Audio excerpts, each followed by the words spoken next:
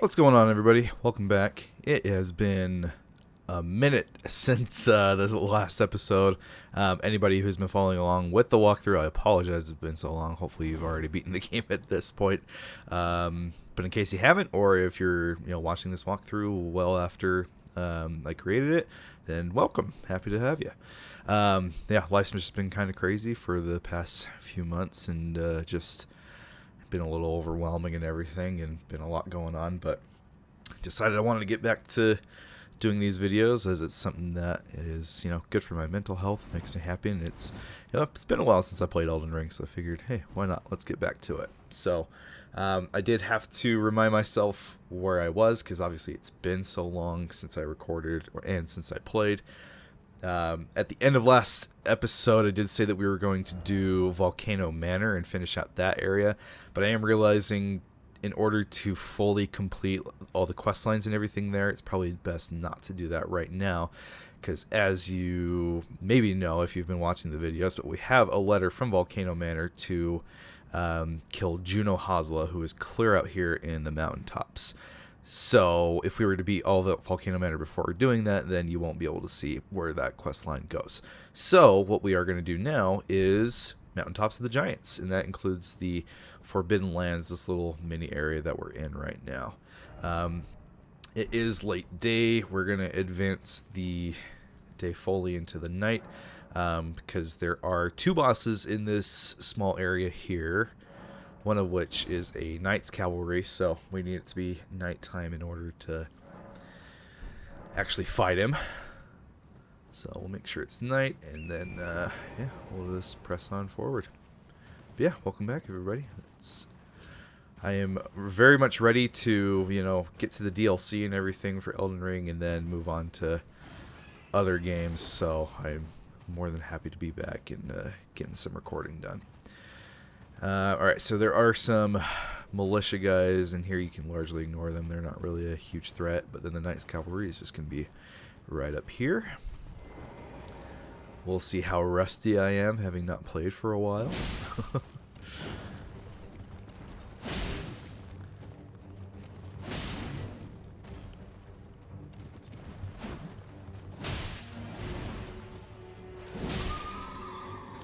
We fought plenty of these guys at this point, so hopefully you're able to handle them better than in the beginning of things.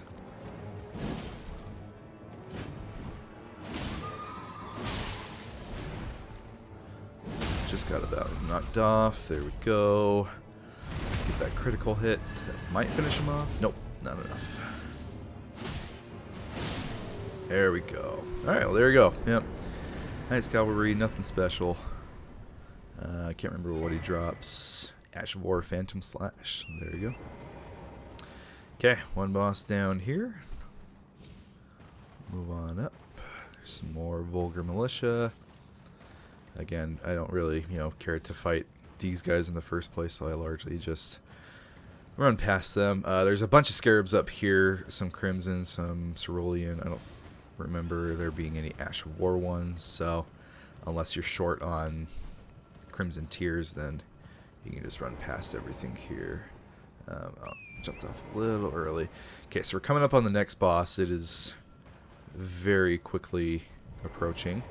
Make sure to get this golden seed if you're still short on those. We are one away from the max Crimson Tears. There's 14 that you can hold in your inventory, so very close to finishing that off.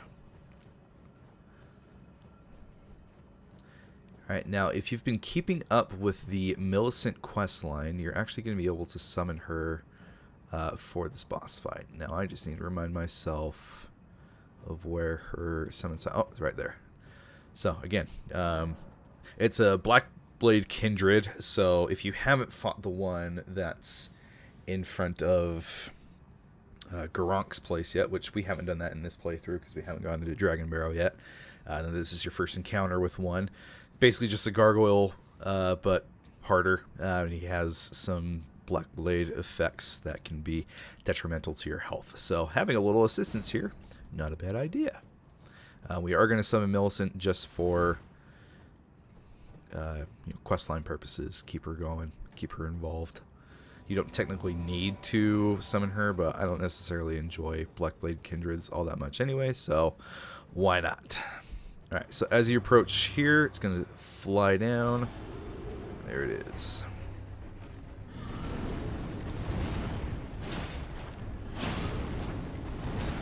Now, as is the case with gargoyles, you want to stay close and just be wary of any attacks in the front itself. Okay, except for that attack, you do not want to be close. It's very hard to iframe all of those. If you can stay away from that little whirlwind, you're good.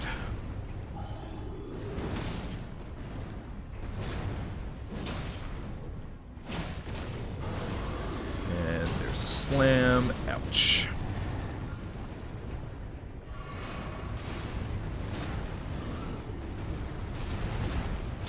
Should be close to a stagger. Yep, there it is.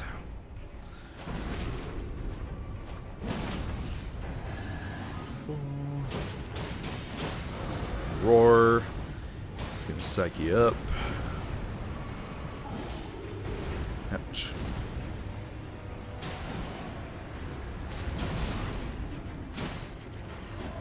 Yeah, I really don't have any other notes for, you know, gargoyles in general, except for just learning what their moves are. Like I said, staying close as possible is the best thing, an exception for that one whirlwind attack that this guy has. But not as hard as Valiant Gargoyles, that's for sure. We all know how I feel about that fight.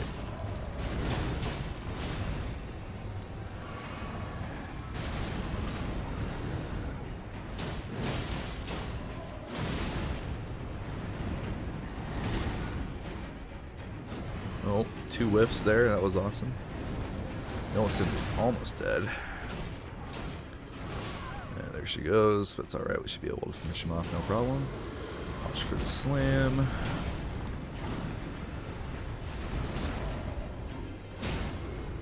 And nice, we'll get a little style kill. There we go. So again, don't need to summon Millicent, but if you do want some help, by all means, go for it. And we get the Gargoyles Black Blades and Black Axe as a reward. Okay, well that is it for the Forbidden Lands. Like I said, it's really, really short. And we have now made it to the Grand Lift of Rold.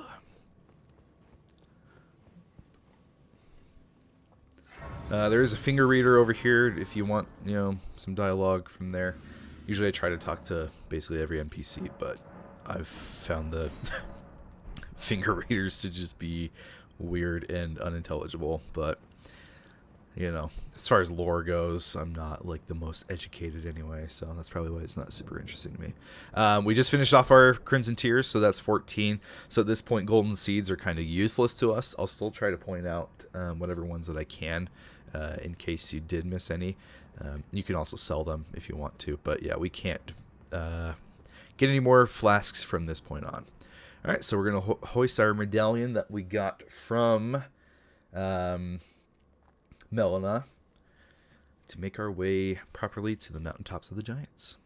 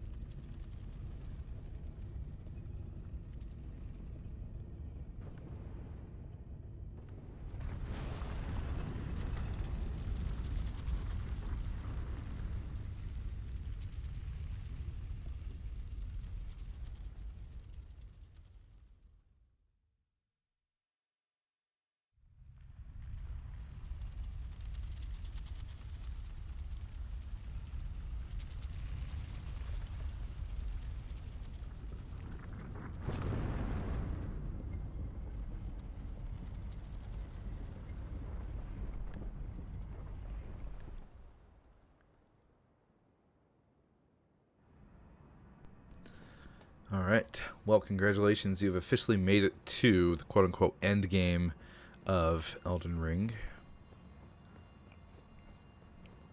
Now, we are at level 108 right now, which is probably somewhat low to be here. You probably want to be at least like 120 right now, especially if this is your first time playing, if you want to safely navigate through this area. But yeah, I mean, if you're like me, you've played this a billion times, then 108 should be no problem.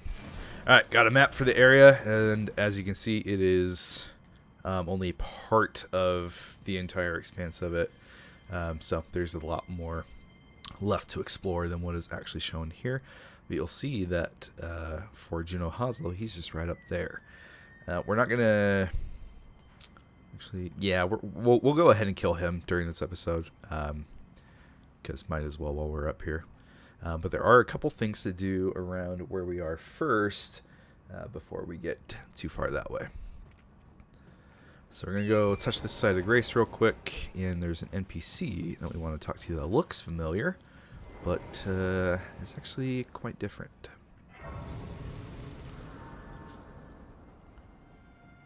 Finally, we meet the Tarnished, who would be Lord. Oh my. Why the long face? I fear that you were previously acquainted with this vessel. Well, that is most unfortunate, for he is dead. As for his flesh, he gave it to me. Shabriri, I hope you can make your peace with that. You were about to sacrifice something precious, the life of a fair maiden, that you would toss into the fiery forge, only so that you may be Lord. What a horrible thing to ponder. Your ascendancy requires her sacrifice, whether she wishes it or not. But how would the Lord, crowned so, be looked upon? Chosen, tarnished, and would-be Lord, dare to tread the path of true rigor, spare the poor girl, and singe your own flesh in her stead. If you are prepared to show resolve and attain lordship through righteous hardship, then heed the words of I, Shabriri. Chosen, tarnished, descend into the depths far below the Erdtree capital. Seek audience with the three fingers and the flame of frenzy. If you inherit the flame of frenzy, your flesh will serve as kindling, and the girl can be spared, setting you on the righteous path of lordship, the path of the Lord of Chaos.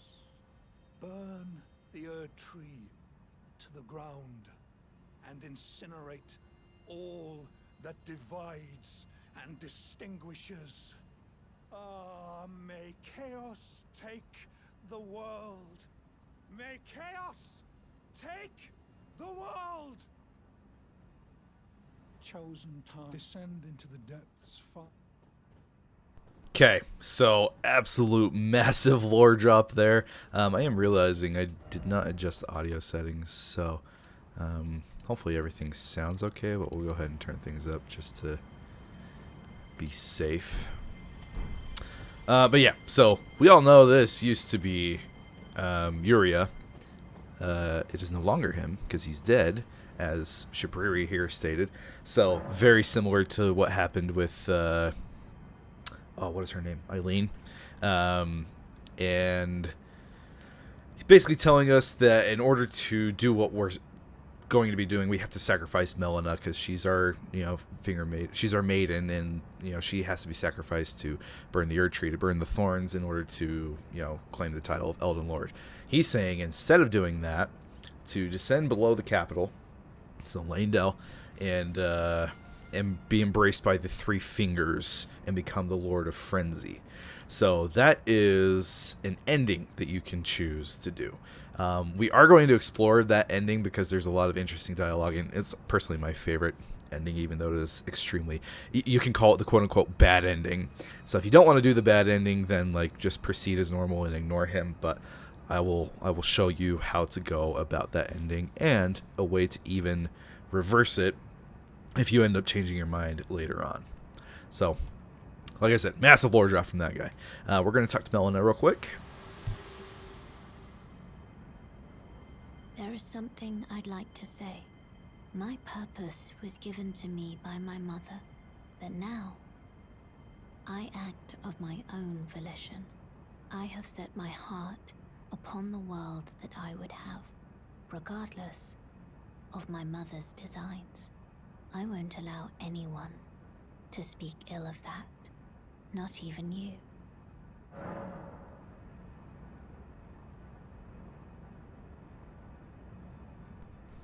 Okay. Cool story, Shall Niall. I turn? Let my hand We'll go ahead and share level them up real with me. quick. We got a couple that we can Your spend. thoughts, your ambitions. Yeah, we'll go there. Okay, so let's continue. Alright. Here we are at the Zamor ruins, and you can see up ahead there's an ancient hero, Zamor. There's a bunch of these guys in this area, and I don't know what it is, but I really suck at fighting ancient heroes, so this is an area that I typically just skip past. There's like no hidden bosses or anything over here. There's some items you can grab, but really nothing like that crazy, so you know, if you want to, you know, collect any items that you want, by all means go for it, but for the sake of this playthrough and for brevity, we are not gonna explore that area. And continue forward. Be careful, there are some evil birds over here, so try not to get murdered by them. We do have a statue to guide us to a catacombs here. Let's keep heading up the path.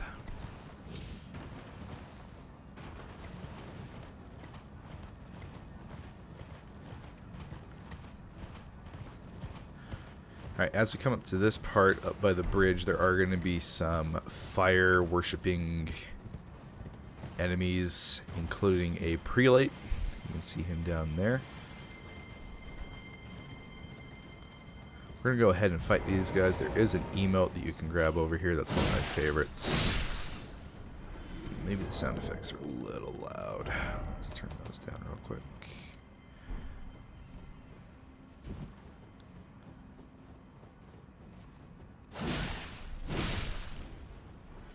So you'll see that's going to aggro the prelate. We're going to try to take these guys out before we have to fight him, because they just have a bunch of ranged attacks that can be annoying to deal with. I believe this is the... Oh, Briars of Punishment. So if you want to use the same move that they do. I hardly ever actually fight this guy, so this might be pretty scuffed. Oh, okay. Ouch! That's not cool. So I wouldn't be surprised if I ended up dying here, to be honest. Ouch. Oof.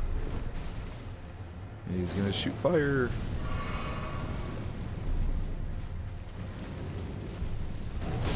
Ooh, oof.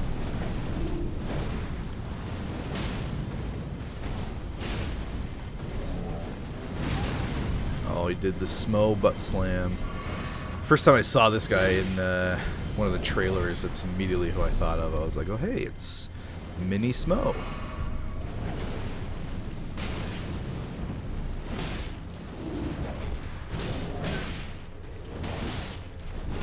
Whew, okay. Alright, I believe this is the emote. No? Arterial Leaf. Where's the emote? We don't already have it, do we? I could have sworn it was somewhere that you picked up around here. Because it's called Fire Spur Me, and it's just when you're sitting there pounding your chest.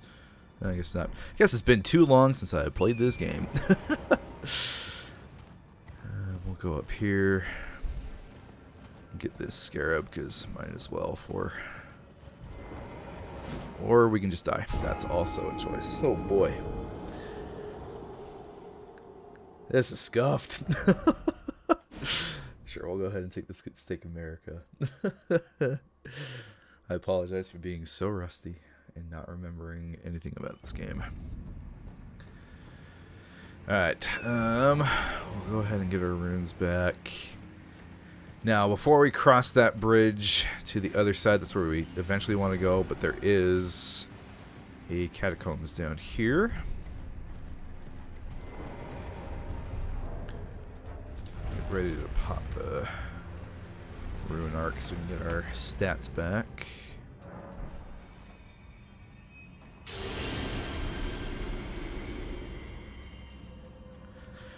Alright, the B-side quivers, which means that we will be able to find a death root in here. And can take that to Gronk. Alright, so at this point of the game, these catacombs and caves just get longer and longer. Especially the ones in the mountaintops. They are brutally long, so bear with me as we try to navigate this area. As is tradition in the catacombs, there's a bunch of imps hiding around every corner, ready to ambush you. Very cool.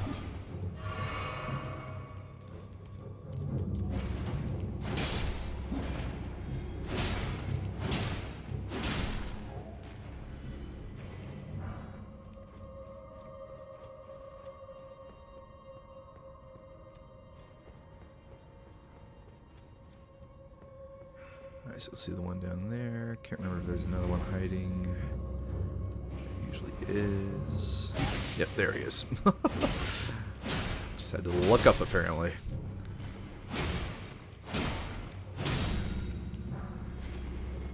It's hard to decide which enemy is my actual least favorite in the game.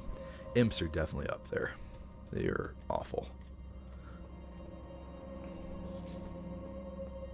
Alright, let's take the elevator down.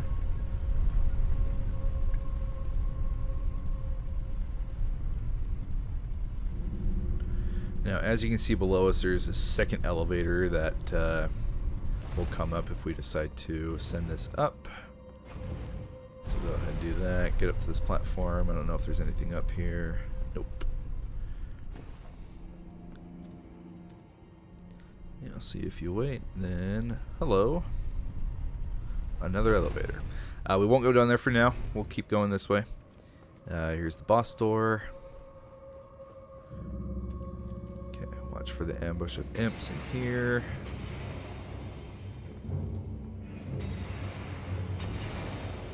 We don't have any throwable items on our hotbar.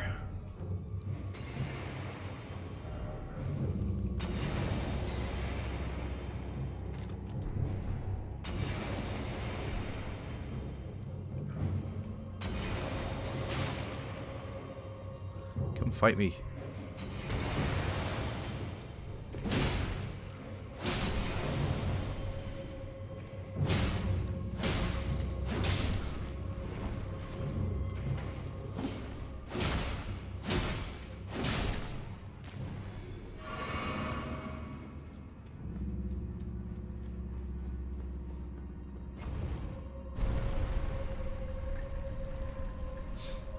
Nothing below this elevator, so just take it as normal.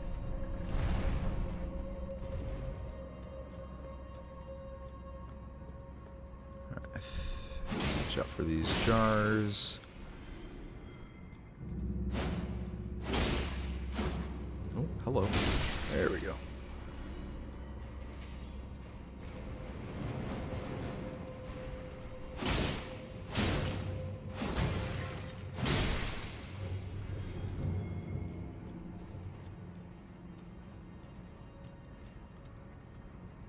Hello, big boy.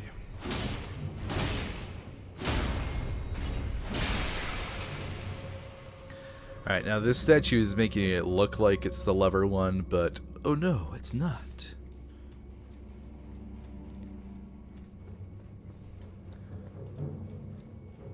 Watch out for that platform here. This sends some arrows through.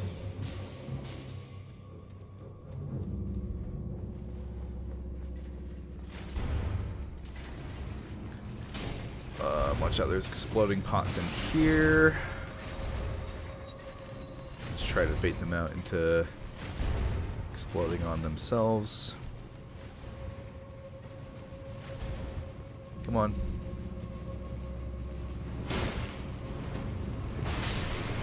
There we go.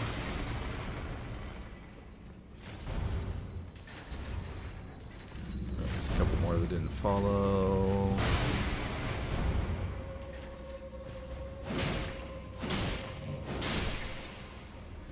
Yeah, if you don't, bait them out like that, then the design of this room is to get you trapped with all the exploding ones coming after you. So, don't do that. Bunch of egg boys. We're just gonna ignore them.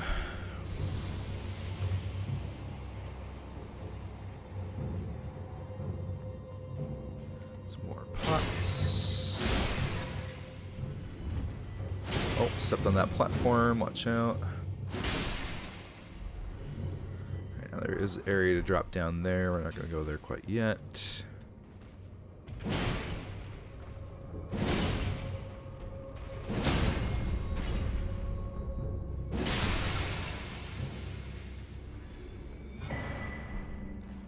And there's another ritual pot in case you want to do some more crafting. Alright, and then we'll go drop down here.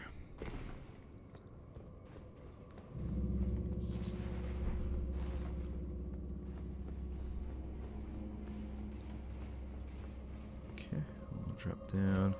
Oh, there's an explodey boy here that we didn't see. A couple of them, actually. Okay. Alright, back up we go. Now you can see this is tricking you into thinking that this is where you came from, when in reality it is a completely different part of the catacombs than you were in before. It's really, really easy to get lost in this place. So if you come back here, you'll be like, wait a minute. There wasn't a watchdog up here before. Ouch.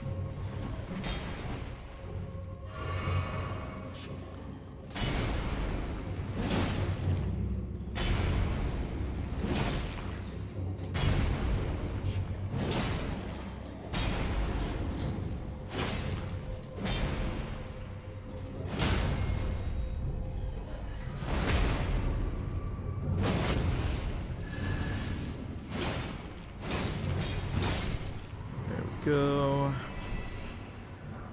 I don't think it drops anything. Yeah, so you really don't need to come up here and mess with that unless you need a Grave Glovewort 9. Oh, hello. Man, you had one job and you did terrible at it. Yeah, so these guys won't aggro when you first come into the room. I failed to see this guy over here. So you can always take them out before they're aggroed if you want.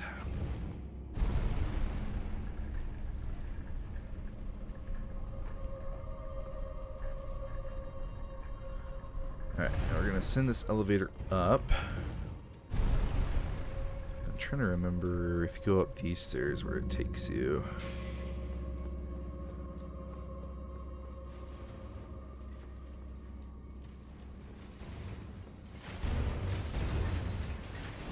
Alright, more exploding pots, so be careful.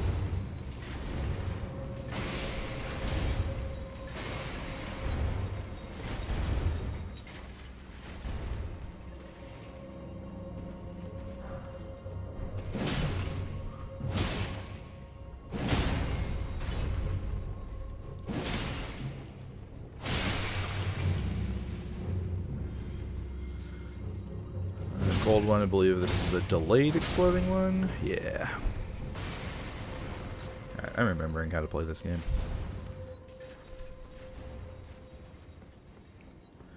Alright, and then come up here is more egg boys. So at this point you're supposed to be just so confused as to what's going on.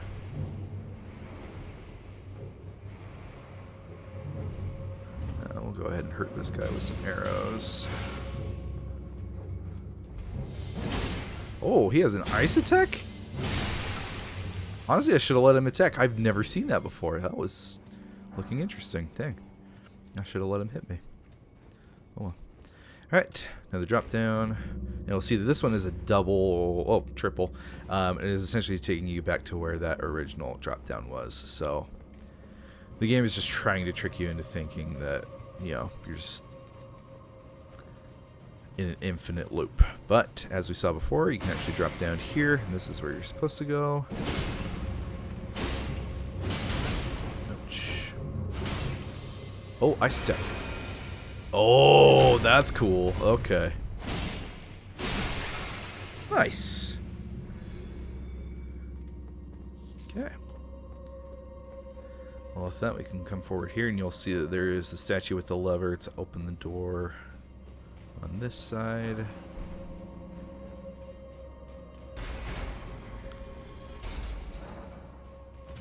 And this simply takes us to where we were originally.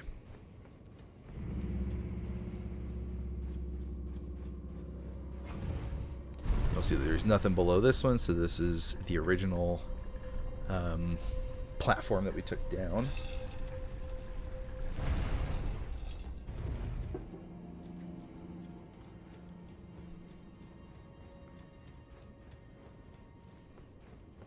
Alright, and then we can go take on the boss. Oh wait, actually, is this the trick one? No, that's not. Okay. There's one catacombs that makes you think that you're going into the boss room when you're not actually. Alright, so real quick we're going to explore down here, because as we saw, there was a second elevator over yonder.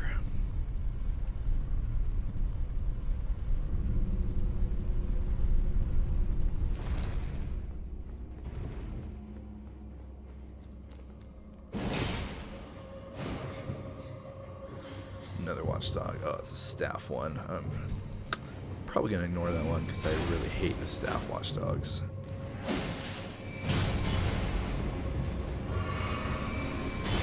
For that reason alone. Ah, not good. Did that kill us? Oh, almost. Jeez. Saw it too late. I can't even remember where this goes, to be honest. I guess we'll find out. Like I said, it has been a long time since I played Elden Ring at this point.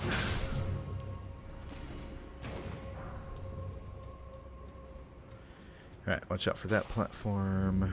We're going to let this blow by so we don't get frostbitten again. Go ahead and knock it down to avoid that mistake. Ooh!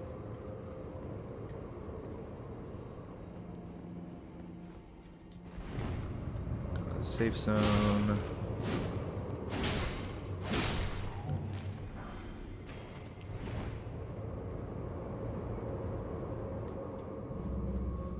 Run. Alright, and then another watchdog here. Ow, what's... 5 frames from... Oh my... Wow, that was a lot of damage. What the heck? That was so much damage. Oh my gosh, what was that? That was insane. Oh, I have no clue where this Stick America goes. Hopefully somewhere close to there. Goodness. That was crazy. Okay, so at the beginning of here. Okay. Alright, we'll try to rush and get our runes back.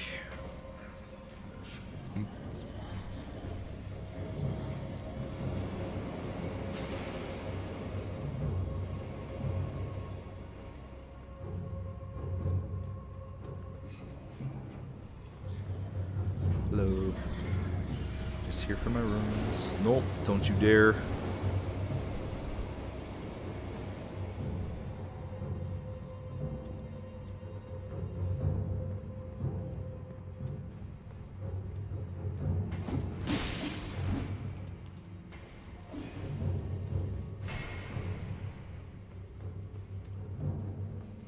Okay, cool. Alright. Well, that's it for the catacombs. We'll go ahead and fight the boss, which I believe is an ancient hero.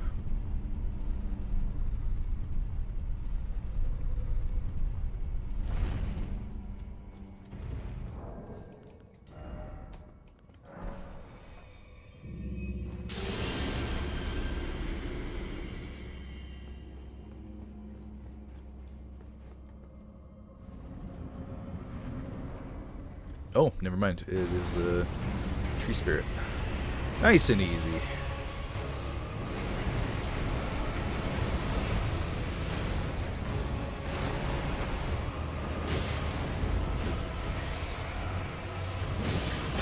Ouch.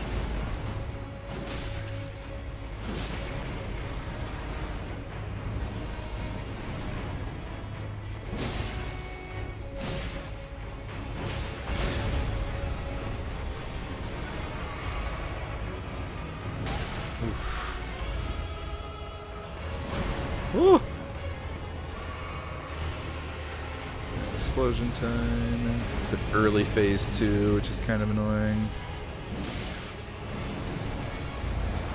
Alright. Roar, jump, roll, and fire breath.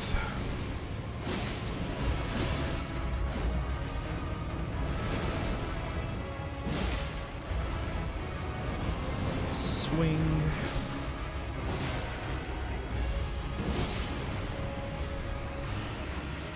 Another explosion. Dang.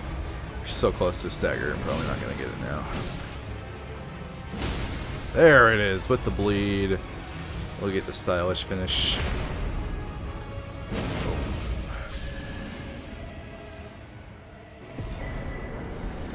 Golden seed and bell bearing as our rewards, and then the chest contains death root. Excellent.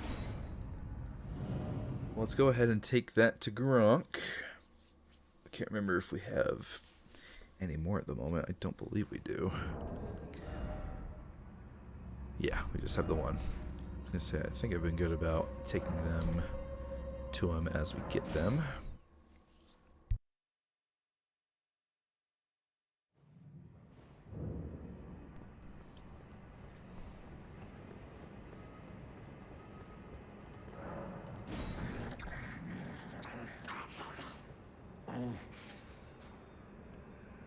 I won't forget again. Mine appetite, my sin. I must have more. I must consume more. Whatever you say, dude.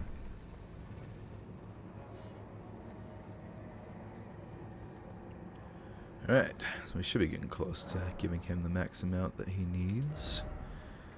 Go ahead and level up real quick. Alright, back to the mountaintops.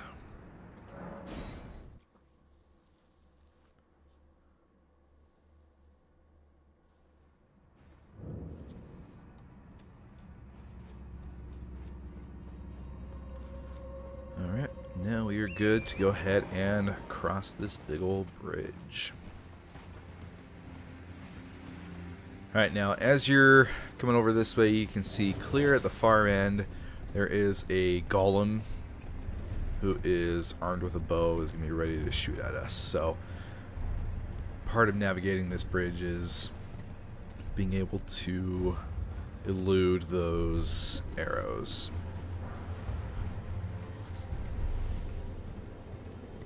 Alright, now he's aggro, they're going to start shooting.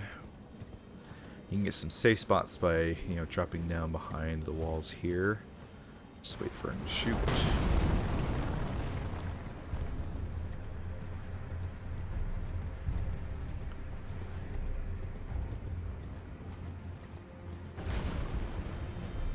Go. I'll go up and finish him off real quick.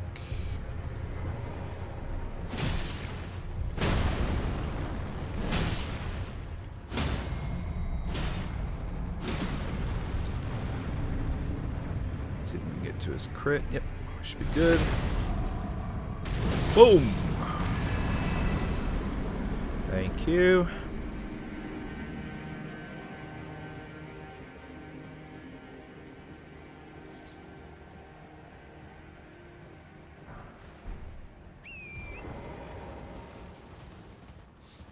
Alright, and then just a little ways up is our next site of grace. We do have an Ash of War scarab here.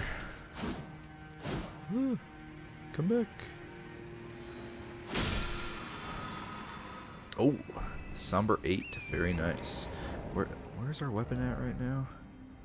Oh, that's what we need. Awesome. Okay, so we should be able to level our weapon up now. Glad we got that.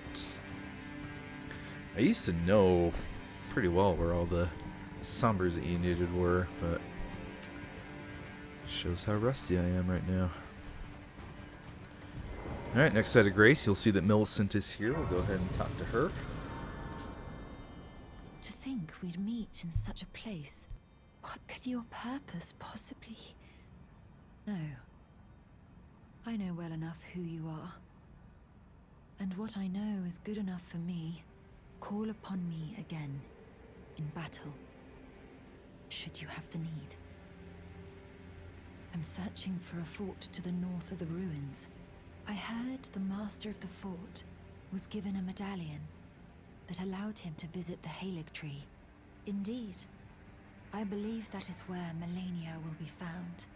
The Erdtree is hidden somewhere in these northern lands.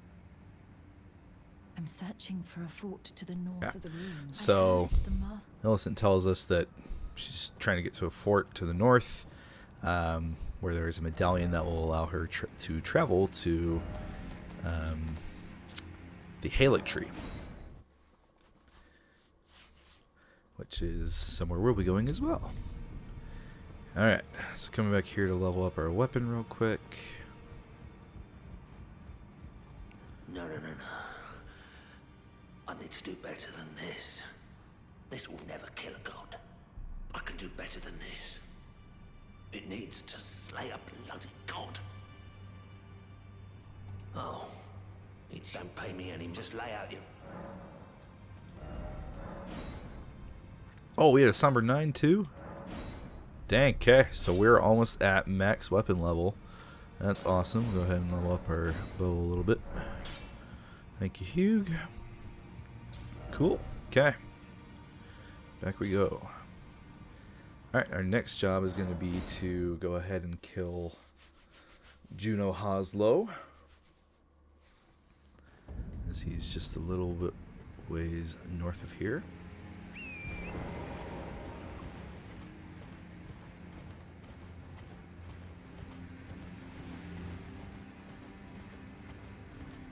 Alright, as you come up to this little canyon here, there are going to be a few golems perusing around.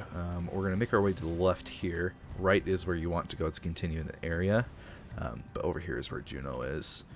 Now, there's going to be some beastmen and some bats and other enemies here that are going to be fighting each other.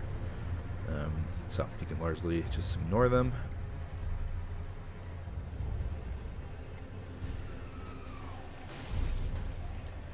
And here is the summon sign.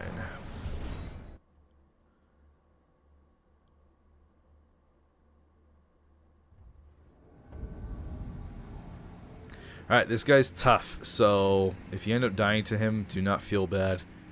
He spreads lots of bleed. He can be kind of difficult to read his attacks from, so... And he has Bloodhound Step, which is awesome.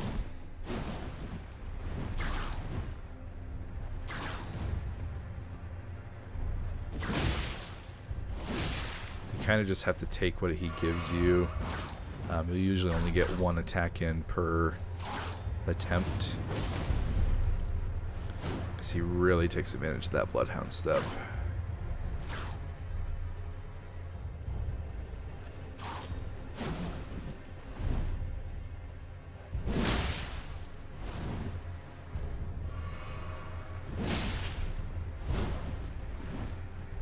Let's see if I can try to delay that follow-up attack and see if I can catch him. Oh, just out of range. Yep, there you go. Like I said, it's very easy to die to him. He is tough.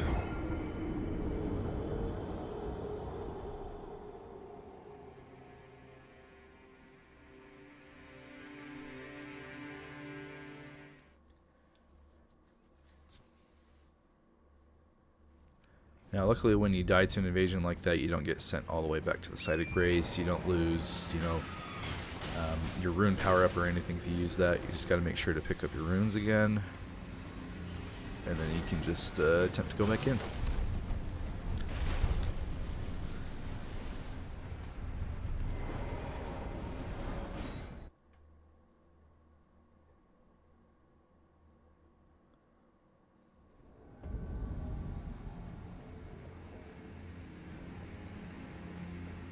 We're going to attack him mid-emote because this guy sucks.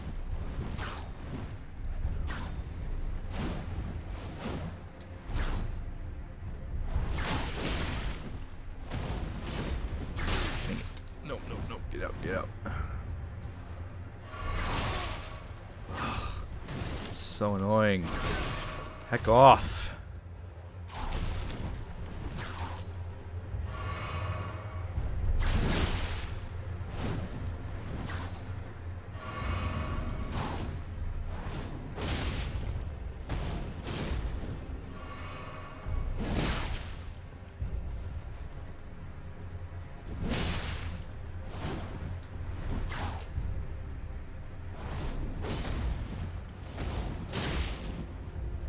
There we go. Suck it. Man, I hate that guy.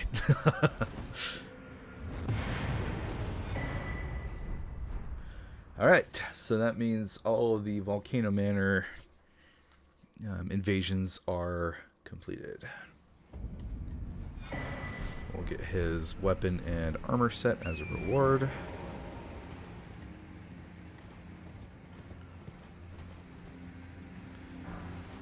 Perfect. Okay. Now, if you wanted a shortcut up to the next area, you can take the Spirit Spring over here, and it will just jump you right up there. But since this is a walkthrough, we'll go the proper way of things.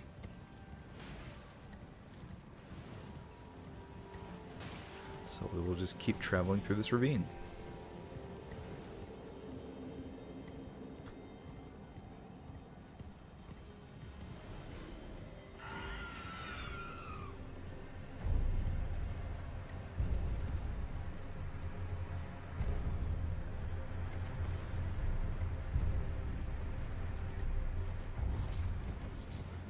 Alright, now in case you don't have the maximum golden seeds at this point, I will show you one that's up here. Just come up to the right side of where this golem is walking down.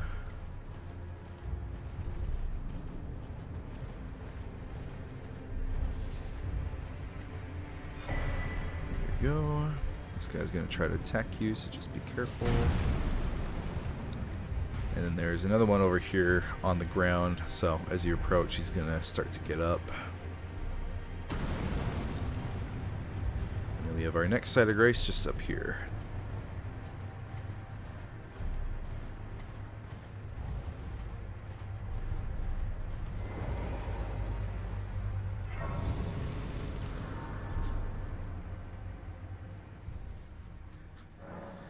All right.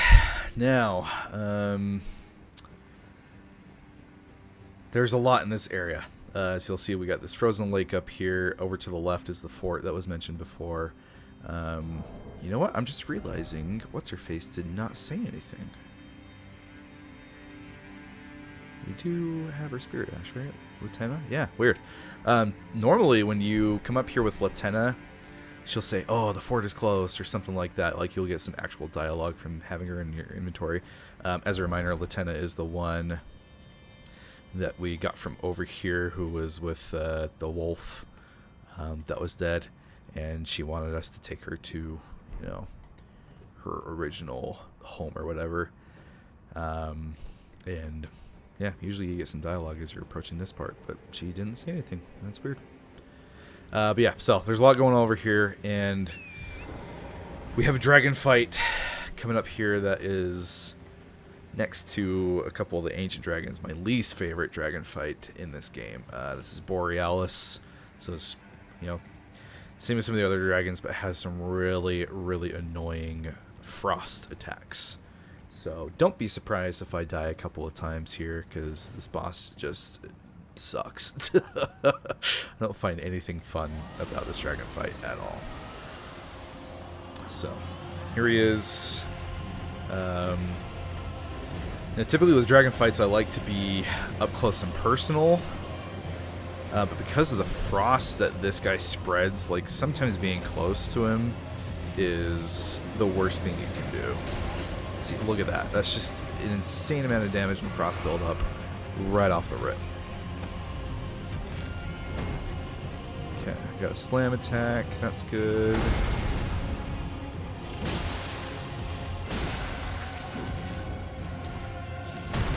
You gotta watch out for the scream attacks, especially. Those are the ones that will cause a ton of frost buildup. Oh, speak of the devil.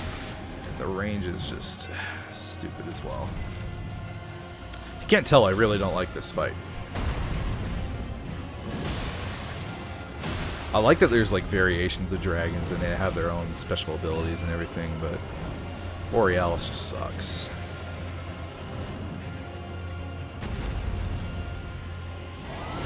Oh, there's the scream again. Now, the dragon heart that you get from Borealis can be spent on getting that scream attack, which can be really good. But it doesn't make up for how horrible this fight is, so I never really do dragon incantations anyway.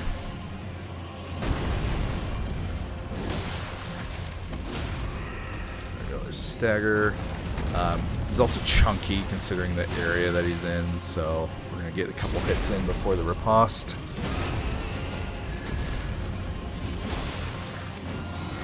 Jump the screen in. Sometimes he has a follow-up to the scream that's like a more powerful version. Oh, yep, right there. This one has a ton of range, so you want to get as far away as possible on that. Some more fog breath. Ow, what? Excuse me? What was that hitbox?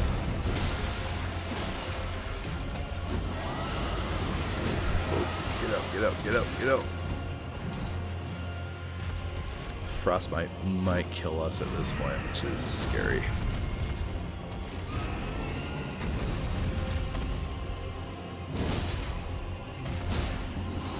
Shoot the screen again.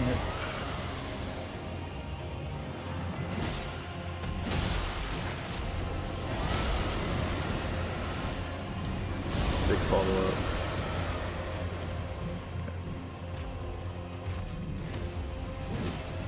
Oh, great.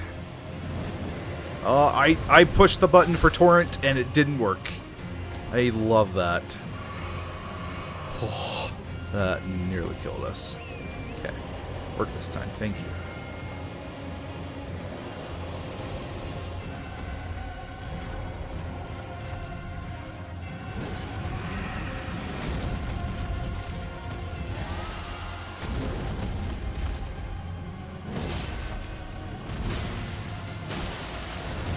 Uh-oh. Run.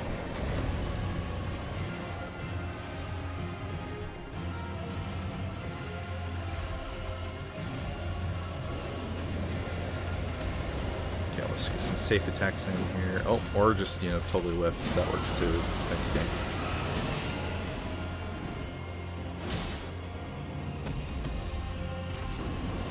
Oh my gosh, you are so annoying!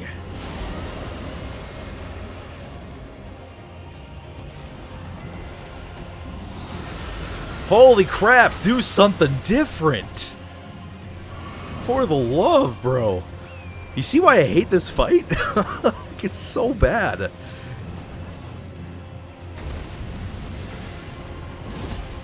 Just sit here and roar the entire fight, because that's fun.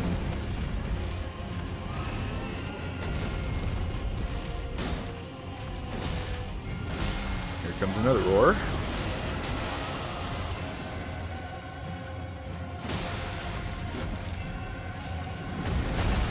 Wow, that was such a different attack that I had no clue what he was doing. Cool. Fun. Boy. You really gotta get on quick torrent fast on that attack if you have any hope of avoiding it. Ouch, shit, I saw that. Oh, this fight, dude. It's so bad. It is so bad. Like I said, I like that there are dragons with, like, variations and, you know, different elements and stuff like that. I don't know why they had to make the ice one just terrible, though. Like, there's nothing fun about the fight at all. Maybe I'm just washed. Again, we are at a lower level than I typically like to be at this point. There's a bunch of other stuff that I would have, you know, preferred to have done. But Elden Ring is not like the most straightforward when it comes to the quest lines and everything. So if you want to get them all done, you have to do things in a very particular order. But yeah, on a casual playthrough, I definitely would not be here yet. Alright, it's going to spawn in. We're just going to run around him for now. Go get our runes.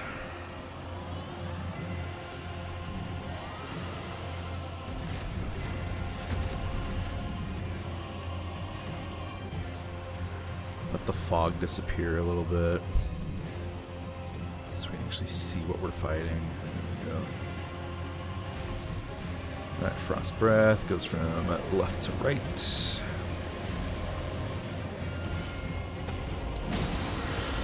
And starting off with the roar. Cool.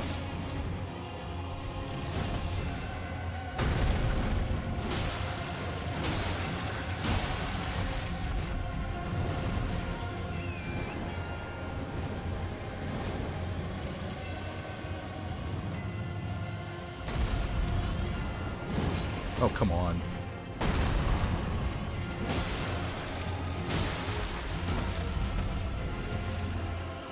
Oh, another stomp. Okay.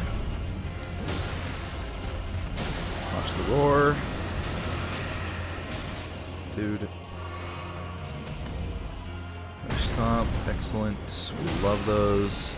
Stomp all day, please. Another bleed proc. That's good. Alright, so far so good. Watch the roar.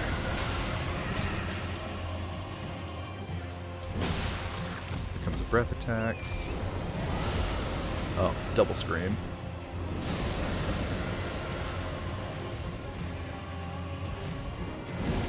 Oh, how did that whiff? Come on. Alright, stomp.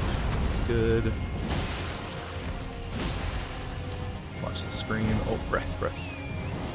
Run.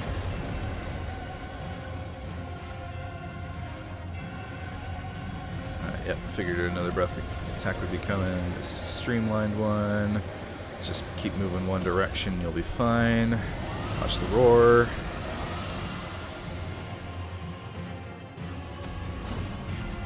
Alright, slam attack.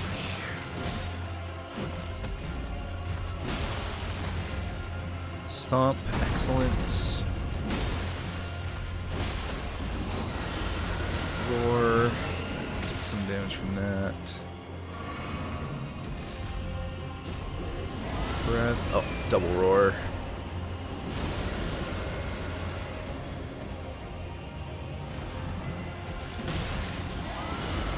Uh-oh.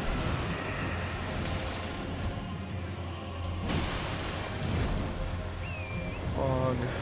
Run away. Alright, watch for another breath attack here. Oh, never mind, a roar charge. Okay. Okay, watch the roar. No, stop. Yes. There's the roar.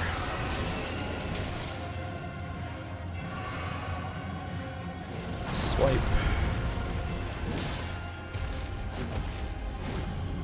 Stomp. Come on, dude. Where's the stagger? Another stomp. There it is. Finally. I hate that fight.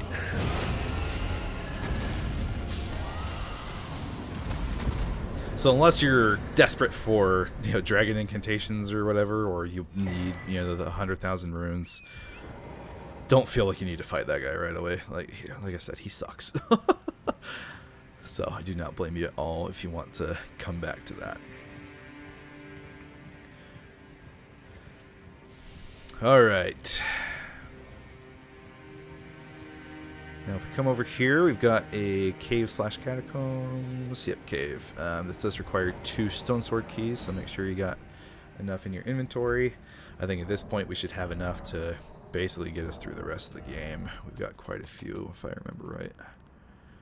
Yeah, we got 7 more, so.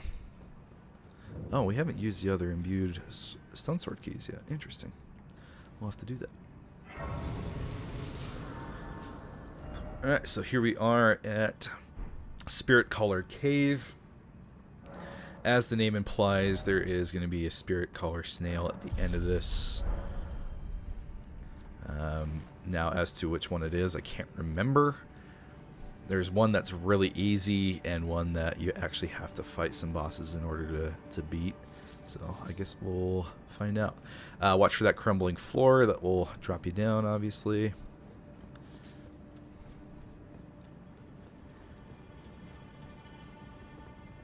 Okay, so you can see that there's a Spiritcaller Snail right over there, right off the rip. We're just going to do this to avoid having to fight any of the enemies that it summons. Okay, now that I'm here, I'm pretty sure this is the one that summons 2 Godskin bosses that you have to beat sequentially in order for the Spiritcaller Snail itself to spawn. So it could be a little bit of a rough one. I think we might have already done the Spiritcaller Snail that summons Crucible Knights over and over until you kill it. So this is the worst of the 2. So if you don't like Godskin bosses, feel free to come back to this one later.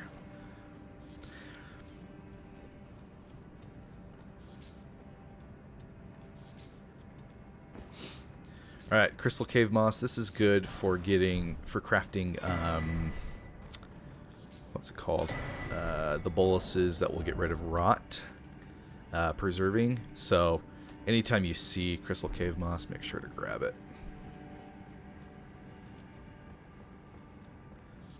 Because you'll eventually get to the point where you definitely need it.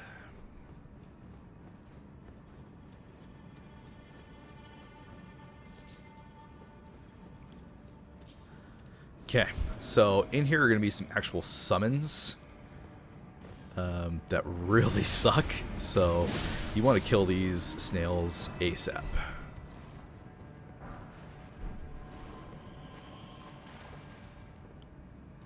Alright, so see there's some wolves up ahead of us. This room can get gnarly if you don't take out the snails as soon as possible. There's going to be more summons in here too, like NPCs. So your goal is locate the snail and kill it immediately. Luckily we're at the level where a slamming R2 kills the snail.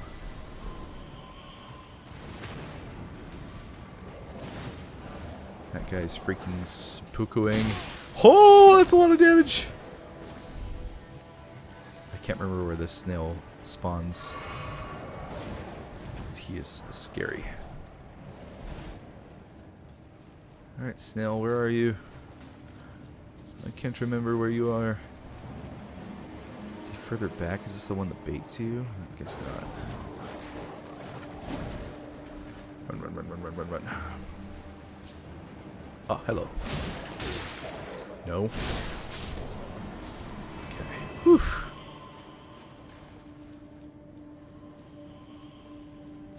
Alright, yeah, like I said, that room can get really gnarly if you don't take care of those snails as soon as possible. Alright, well, we made it to the boss. So I believe the Godskin Apostles first, yep.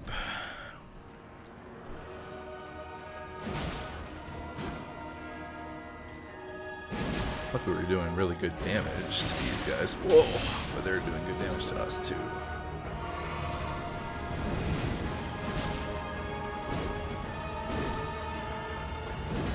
Whoa!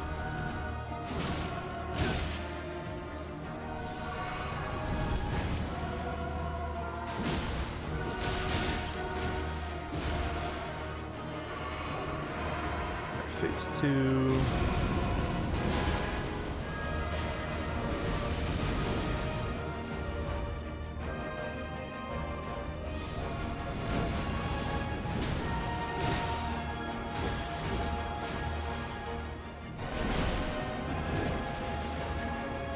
Watch the whip around.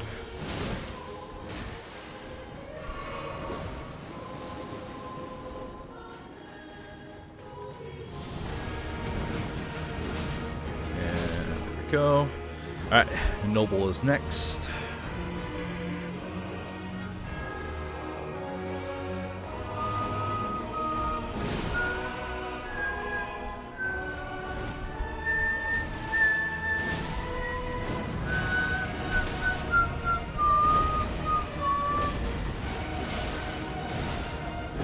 Godskin music. It's so good. Ooh. Watch out.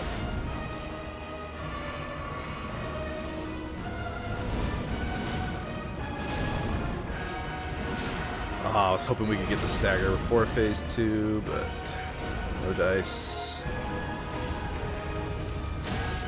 Dang it. That was terrible.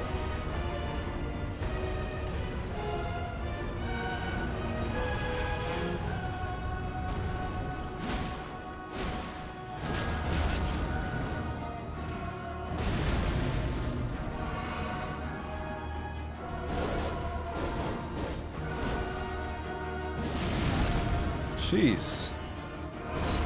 Do we have any poise?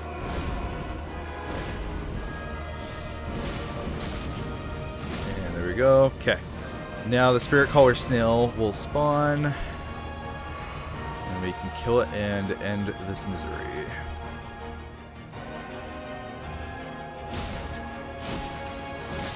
Boom.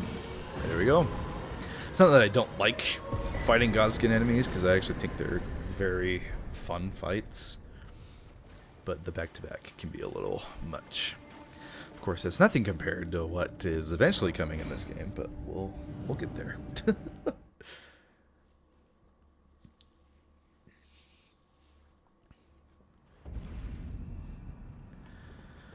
All right, let's go ahead and take the opportunity to level up. Hello, there we go.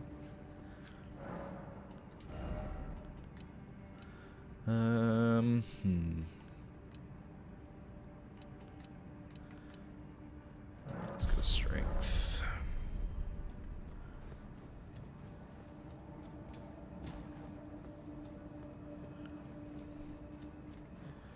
Okay, continuing on through the frozen lake.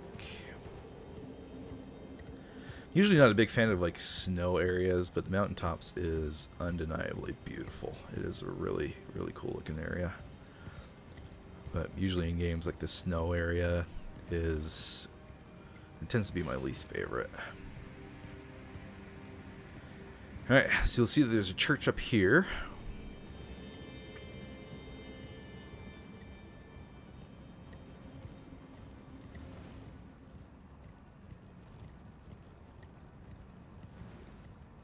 There's a sacred tier in this church for us to grab, plus the site of grace. Somber stone bell bearing, so that's a big one to pick up if you want to be able to try out, you know, other somber weapons and level them up. That will give you infinite access to, what is it, through 6, I think. So it does. Yeah, through 6. So. I don't know why. Oh, yeah, sacred tier. That's why. Then we also got some Melina dialogue we can listen to.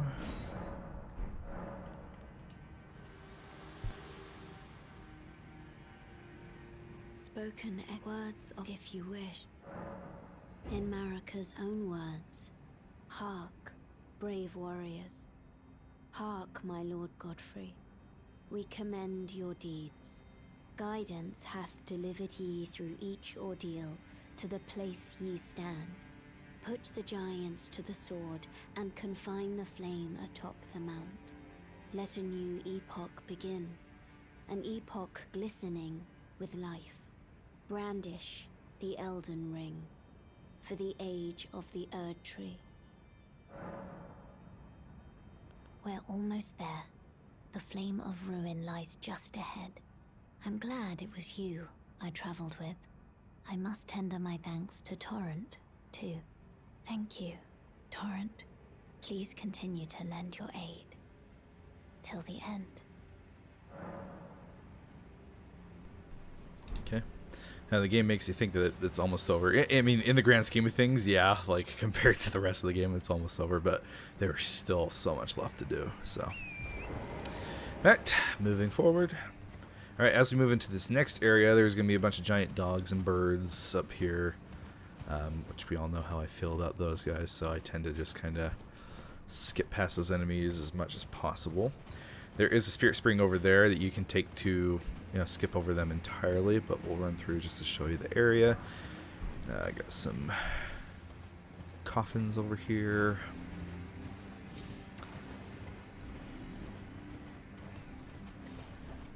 Hello. Ah!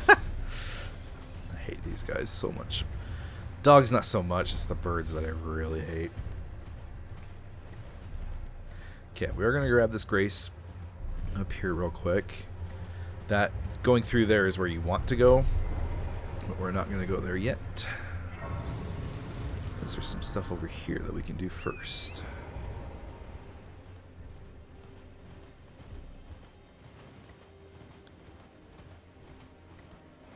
First of which will be an Everjail right over here, where we get to fight Vyke again, this time in boss form.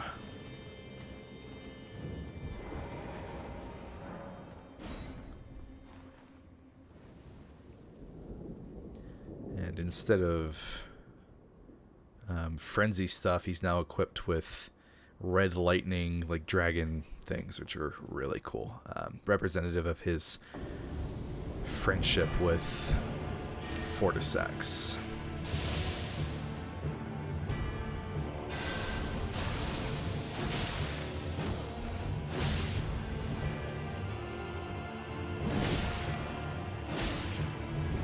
Really hoping in the Elden Ring movie we get some exploration of Vyke's story, as he was supposed to be.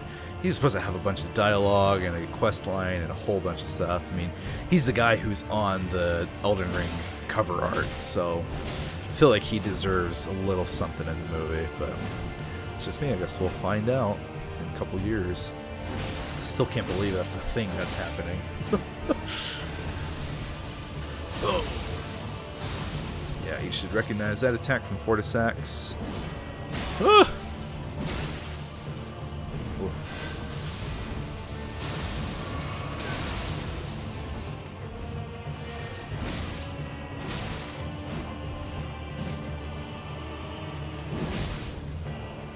And there we go.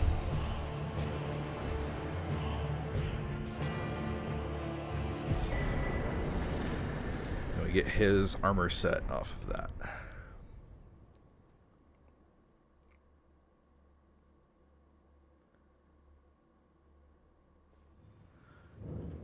Cool.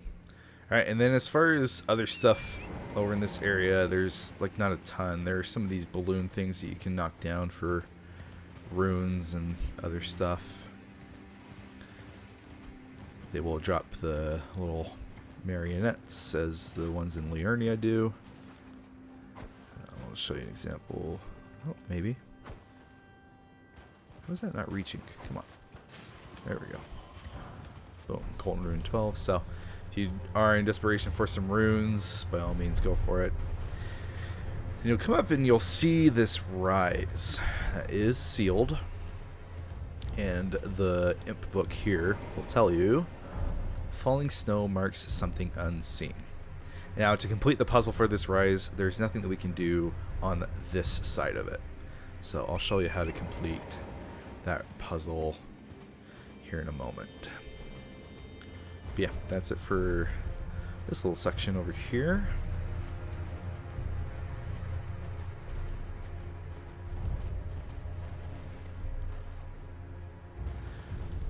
That rise puzzle is one, trying to figure it out on your own is really hard. I don't know, maybe I'm just stupid when I tried to do it on my own, but it took me forever to figure it out. Because, you know, it's Elden Ring. They're not going to spell anything out for you. Alright, let's rest, level up real quick.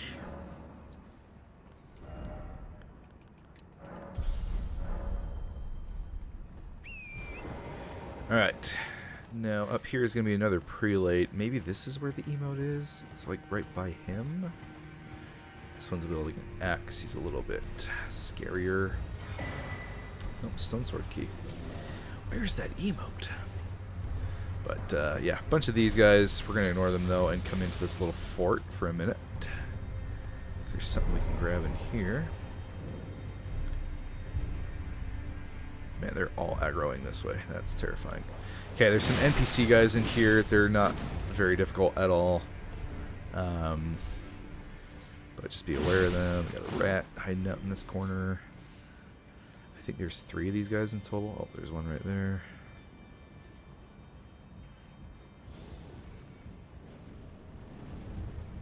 What are you doing down there, dude?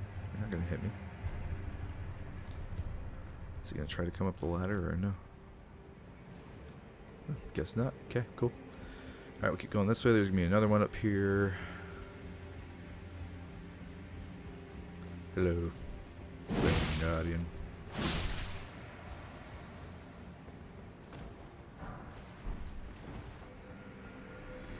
Alright, and then we can go off over, break through these. You'll see there's a bridge down here we can drop down to. Alright, now, need to warn you, there is an NPC fight right up here that, wow, first playthrough, this guy freaking wrecked me. He does crazy damage, so you need to be very, very careful. I recommend as you get up here, come over to here to the left, kill these dogs, because they'll join in the fight if you don't. And here he is. So this shield can shoot projectiles that do crazy damage. So that's the biggest thing that makes this guy dangerous, is that shield itself. And he's got some fire incantations as well. Oh, I thought he was going to shoot for sure there.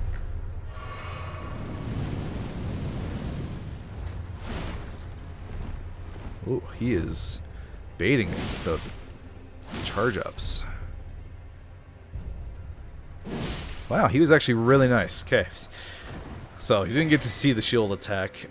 Let's see if I have the stats to wield it so I can show you. No, we'll do it on the offhand. Yeah, we do. Cool. Oops. Here we go.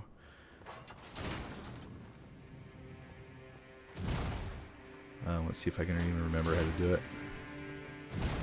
Hello?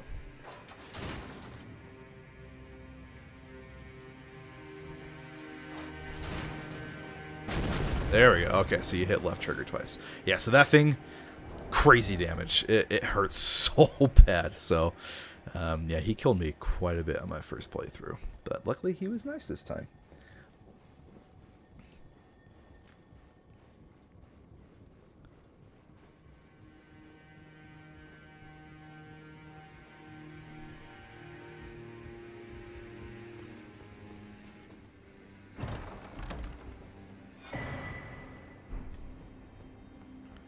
So there's the Giant's Prayer Book for some Fire Giant incantations in case you're going for something along those lines.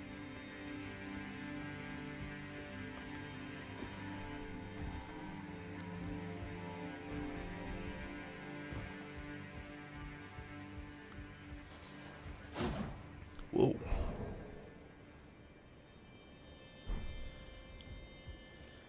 Okay. Now we'll go ahead and drop down, get to where we need to go next.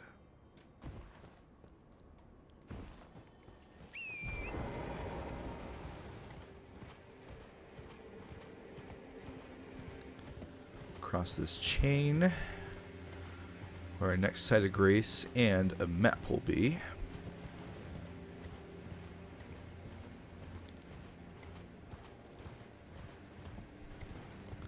This will give us the rest of the Mountaintops map.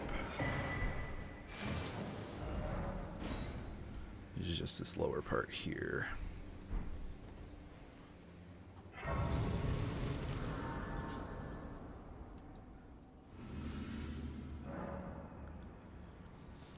Alright, now before we continue forward, well, let me double check my notes actually.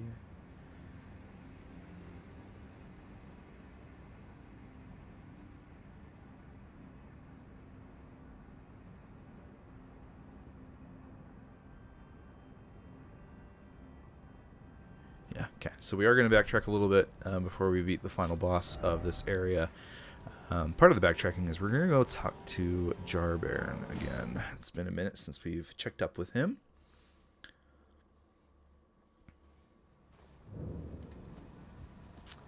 And as we get here, we'll see everything is still fine. Everything is dandy. We're gonna talk to Jar Baron. Ah, hello again. Do you know what a poacher is, cuz? They hunt us, smash us, and then take us away. This village is kept secret, so I think we're safe here. But you should be careful if you ever meet one of them, cuz I hope Uncle Alexander beats them all up first.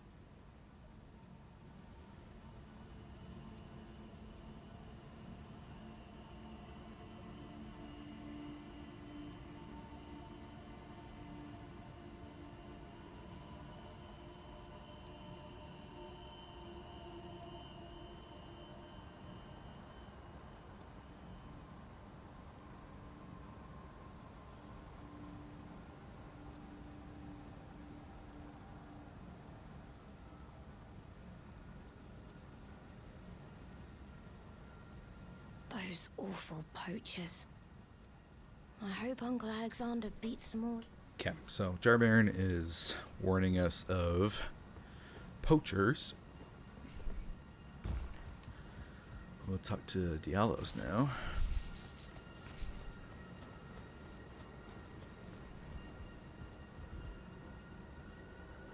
Where is he?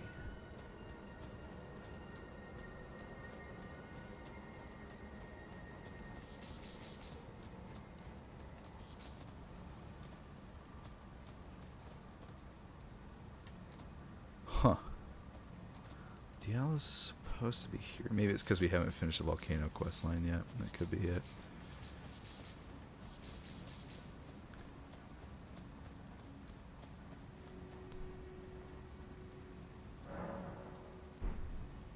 Okay, well, we'll come back later then. Alright, so instead, we'll come up here and go back to the Freezing Lake Site of Grace. There's still a bunch of stuff in the Mountaintops that is left to do.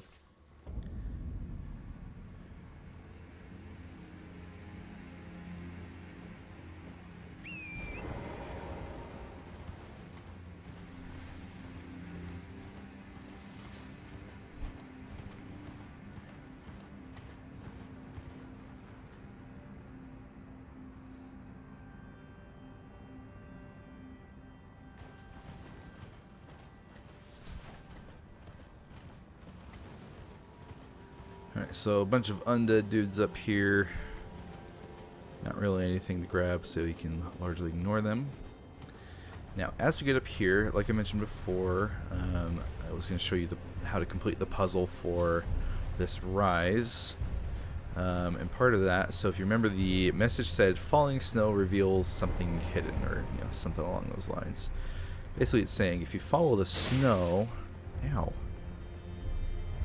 Okay, these guys are going to be annoying, apparently.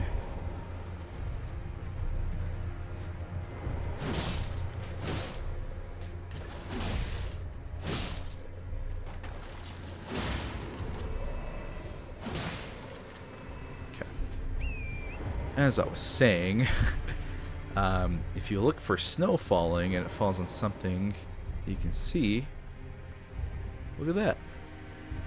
We can just step onto here. There's not really any snow falling right now, so kind of sucks as a metaphor. But basically this bridge continues on in an invisible manner. So there are some little glowing spots you can follow to help yourself stay straight. As long as you align yourself with that quote-unquote door, you should be fine.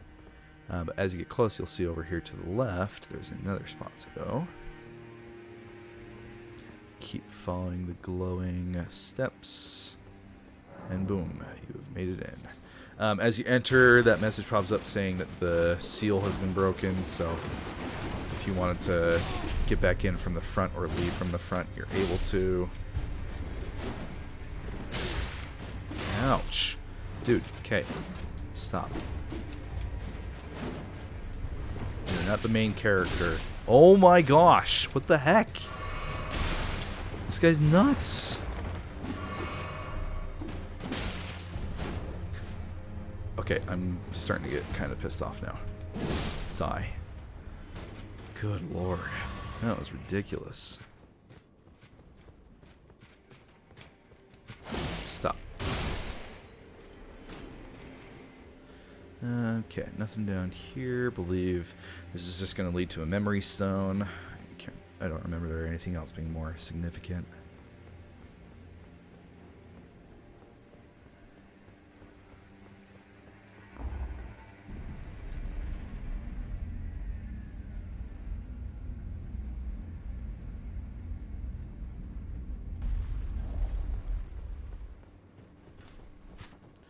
Hello.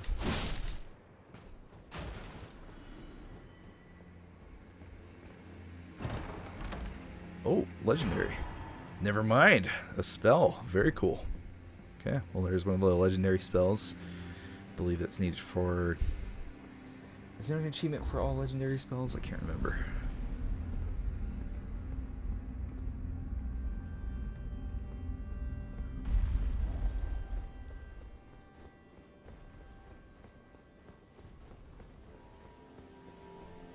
Wait. Yeah, we want to go this way. Okay. So, back to where we came from. Okay,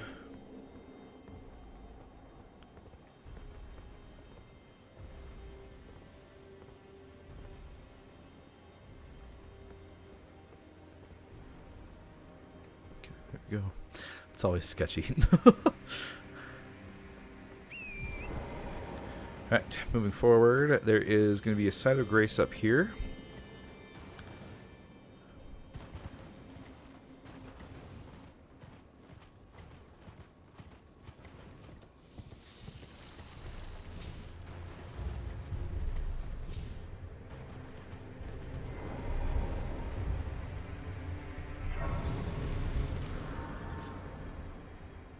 Go ahead and rest up. I don't think we can level up. Yeah. Okay, once you get to this point, you have a few options of where to go. We're going to start by going over here to the left, across this bridge. You'll see there is a minor Erdtree that is, kind of destroyed. There is a unique Erdtree avatar fight up here that we're going to do.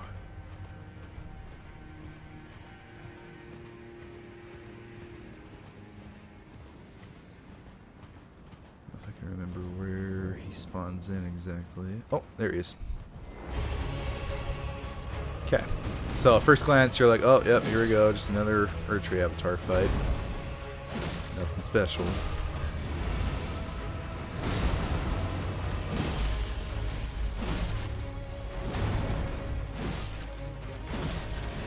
But here is where things change up. Boom! The good old Elden Ring special 2 of the boss that you're fighting. Now, the second one has its own health bar, so you don't need to kill both. You just need to kill the original to win the fight. It doesn't have a boss health bar. It just has its own miniature one. Definitely throws a wrench in things, because, at this point you've fought a billion Erdtree avatars, and if you're like me, they're not necessarily the hardest thing, so having to avoid, double the attacks definitely changes things up to the point where it's at least a little bit of a challenge, which I can appreciate. But yeah, so you can see, took the original one down, the second one dies along with it. Bada bing, bada boom. 70,000 runes, though, and a couple of tears. So yeah.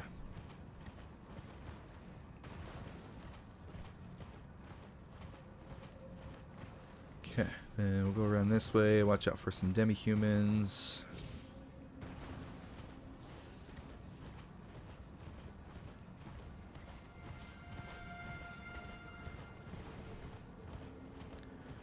Alright, now as you come over here, you'll see that we have caught up with our friends Goldmask and Corin.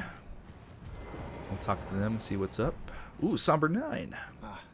Nice to see you. I can't believe you've come all this way. I've been gripped by a terrifying thought. The rhythms and calculus of the Master's finger betray a suspicion of the holism of the Golden Order, a conceit, I am afraid, that cannot be overlooked. Oh, but how could this be? I dread to even entertain the possibility, but somehow I cannot cast aside my doubts about the Master. Tell me, have I simply lost my head? Only, if the Master were true to the Golden Order, why would he think to breach this forbidden mount of fire? Oh, Master, put my mind at ease. Dispel these fearsome thoughts. I want to place my trust in you, to be your scribe.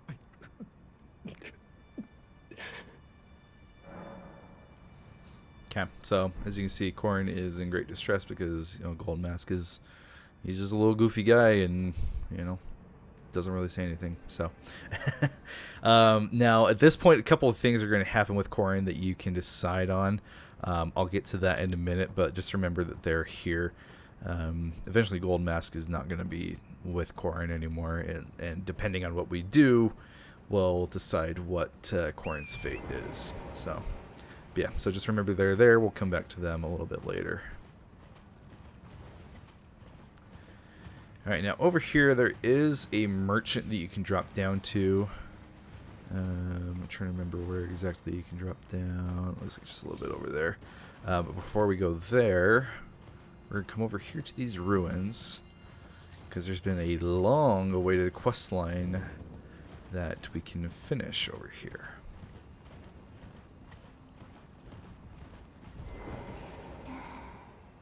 Where did you go?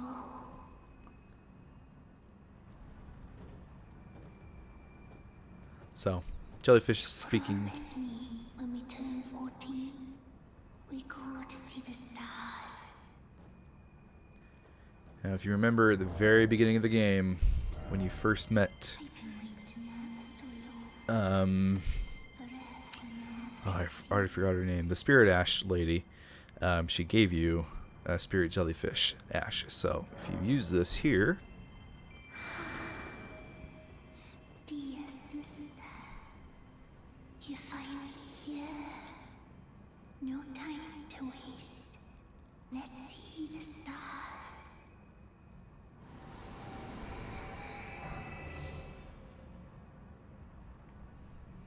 incredibly sad. But you get an emote from it. And then the seal, there's normally a seal on this door if you go down here without, you know, finishing that quest line. But now it's been broken. You can open this and get the reward,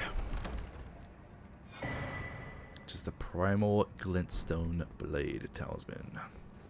So yeah, some payoff for something that you got at the very beginning of the game. So pretty cool. Okay, moving forward.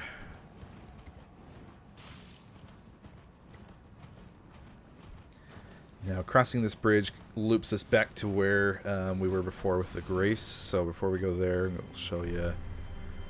You can get down to this merchant from here.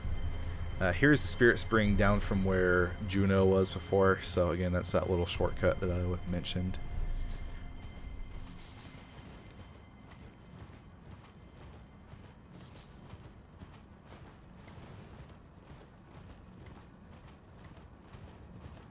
And here's the merchant. Is someone custom well?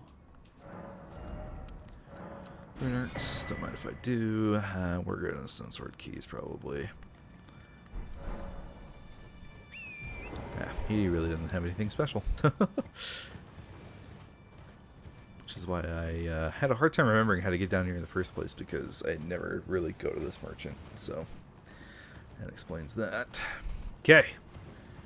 Alright, so now we're going to cross that bridge, loop back to where we were. Now, as we get there, there should be a message popping up of the beast eye quivering, because there's a Tibia Mariner who's going to be by, and he's going to be summoning giant skeletons. Now, this is not a boss version of the Tibia Mariner. He's just, for whatever reason, just a normal variation, quote-unquote. Maybe the message doesn't pop up, but he's hiding out over here somewhere. Oh, there it is. Side quivers. I don't know where he is though.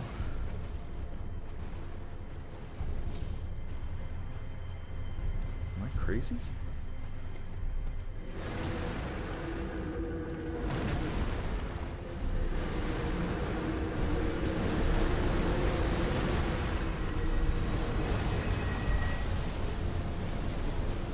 goes too far forward. I usually fight him coming from this area, so... yeah, here he is.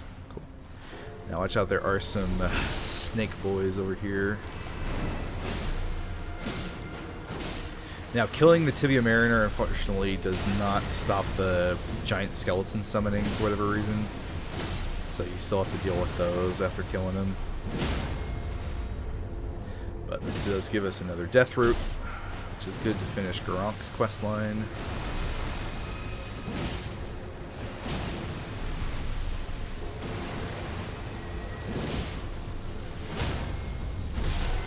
Whoa. Hello, Snail. Alright, he also drops Health and Steeple, which is a pretty good weapon. It is a somber weapon, I believe, but it spreads bleed, and, you know, it's a big, cool-looking great sword, so definitely an option if you wanted to go with it. Very, very cool, and it has a Ghost Flame attack as its weapon skill, so, yeah, cool weapon. Yeah, I'll keep going this way. As I mentioned, the giant skeletons are still going to spawn, so just be careful.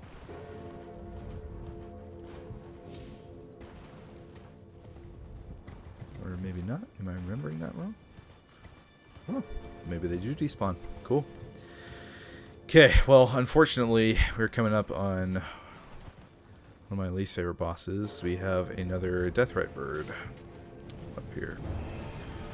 Woohoo. I love these guys.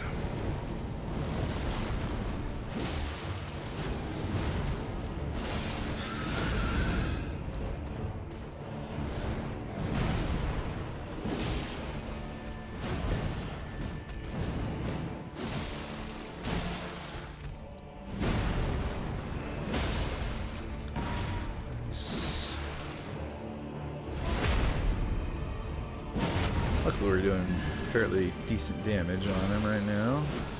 Alright, horrible attack. Just stay out of the way of the Ghost Flame. Whatever you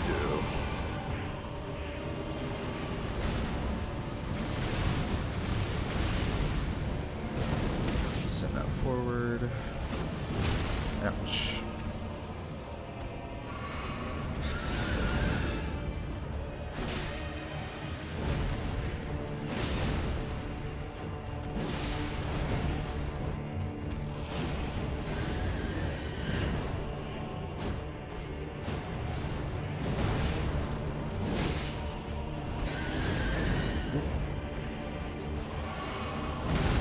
Ouch.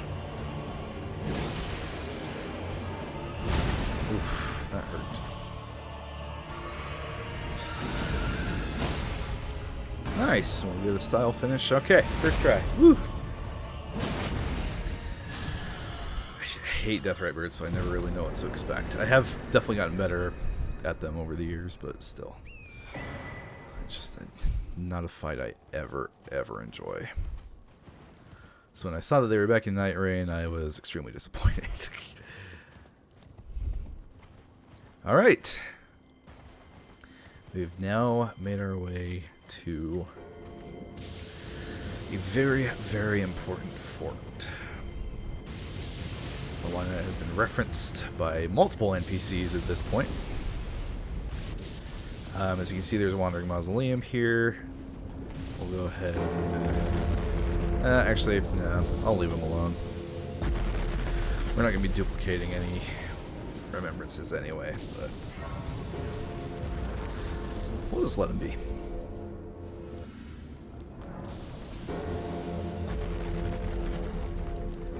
I should have a couple levels, yep. Okay, so here we are at Castle Sol. Forewarning, this place has some freaking beast enemies in it. So you can see there's already those guardian lions. There's a couple in here. You only see one right now, but there's another one around the corner hiding. And then there are banished knights that can teleport, including banished knight Oleg, who's a red-eyed version who, holy crap, he's harder than a majority of the bosses in this game, if we're being honest. Yeah, that's right, back up. Oh, these guys have frost breath apparently. I usually don't fight these guardian lions because they're not, particularly my favorite enemies to fight. Alright, so we're gonna try to run past, or just, you know, get completely boxed in by the stupid lion. Are you freaking kidding me? There's a reason I avoid these guys. They suck. And there's 2 of them in there. Alright, so let's try running past again. Oh, he's to the right, not to the left. Oh, that is a gold version. That would be a lot of runes, but not worth at all. I hate those guys. Alright, there are some birds as you get up here, so be careful. They are the exploding version.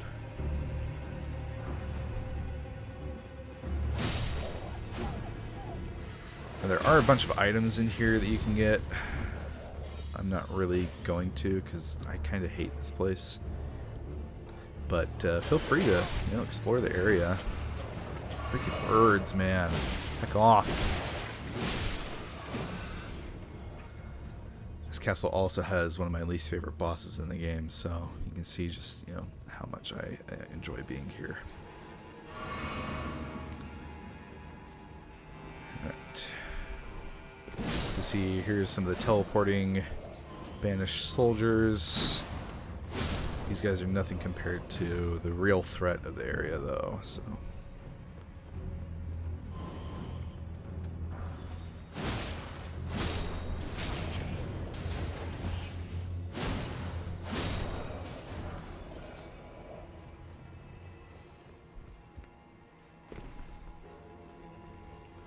Alright, now a dual sword banished knight is going to spawn up here. Oh, never mind. He's just a sword and shield one. Either way, he sucks. I hate these guys. Forward slam. Ouch.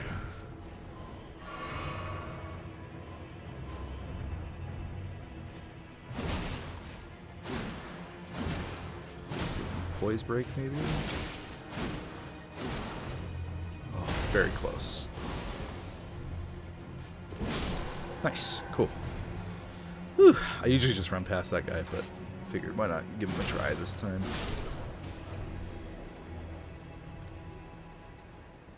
Okay. Now, I do want to show you the just insane enemy that's in this area, so I will at least show you that, but I'll hit this grace because chances are I'm probably going to die to him. He's freaking ridiculous. So you can go up this ladder here. Oh, we have a gold pickled foul foot effect right now. There are enemies and I think a chest over there that you can grab with an item. But again, I'm just here to show you the ridiculousness of this enemy up here.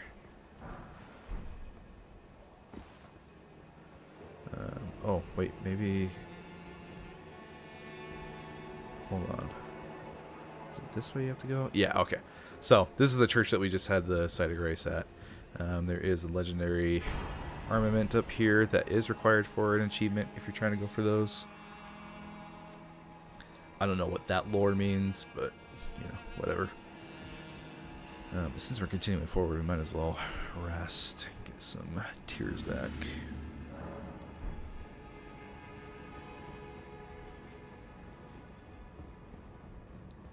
Okay. Yeah, so come out this way to the right. Up this ladder.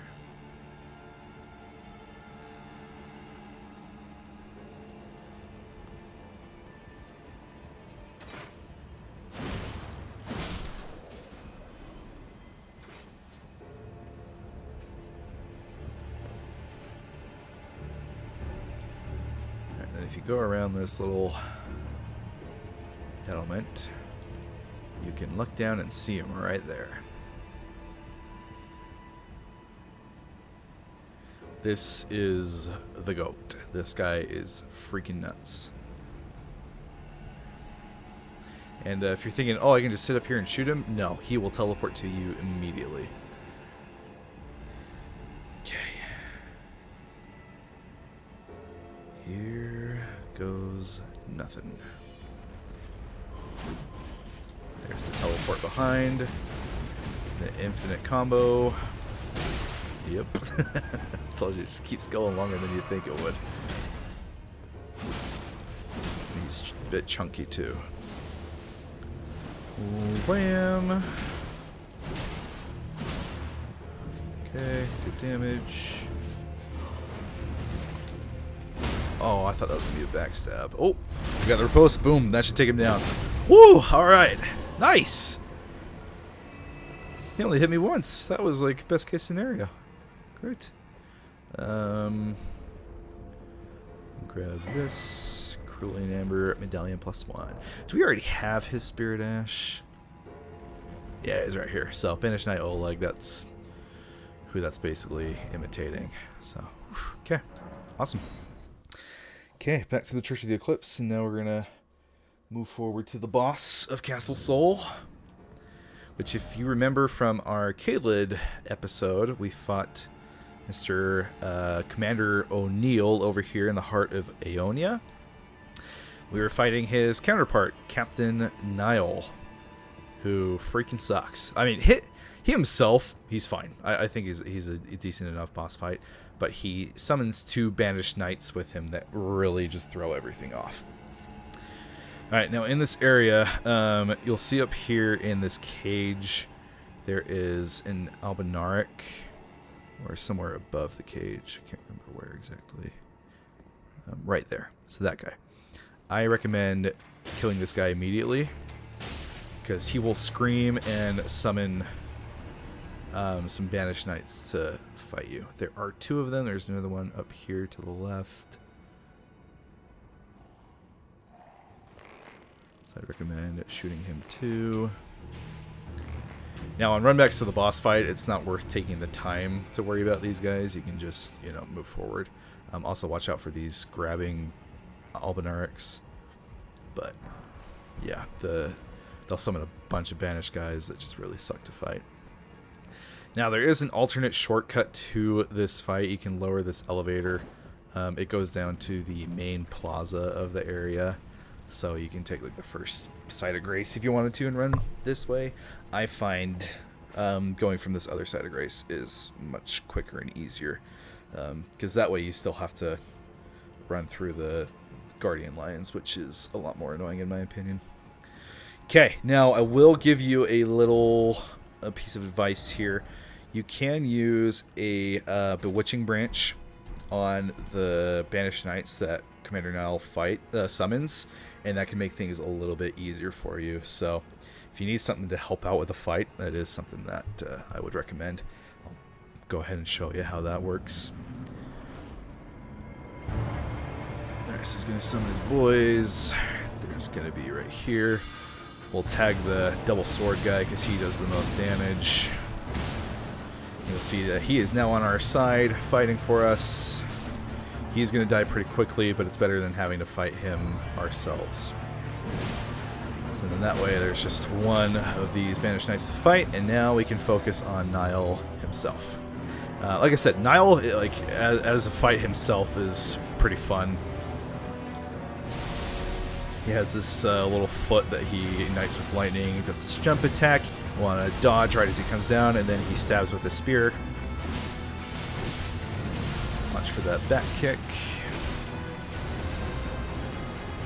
Now for that attack, you want to get as far away as possible. It has a very, very wide range. And he'll come after you after it. That does wear him out a little bit, so it gives you a chance to get some attacks in, get the stagger. We got a bleed proc on there as well, so we're doing good damage. Boom.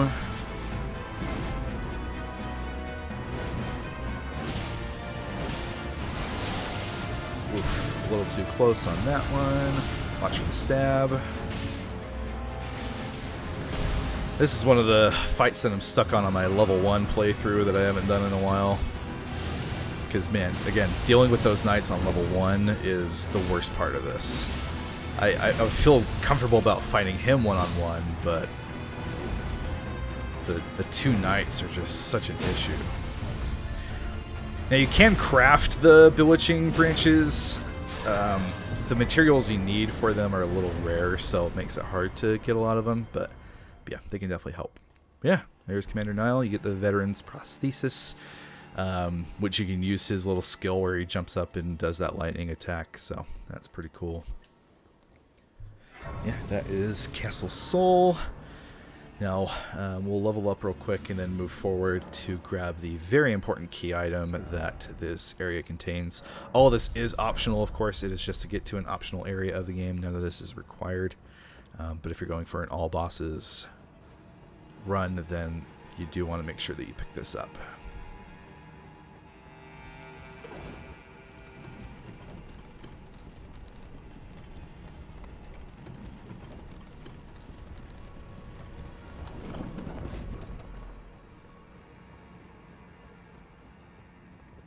Boom. There we go. Erdtree secret medallion left.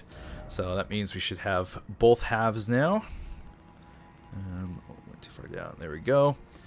So that gives us access to the Erdtree. This guy's going to give us some lore.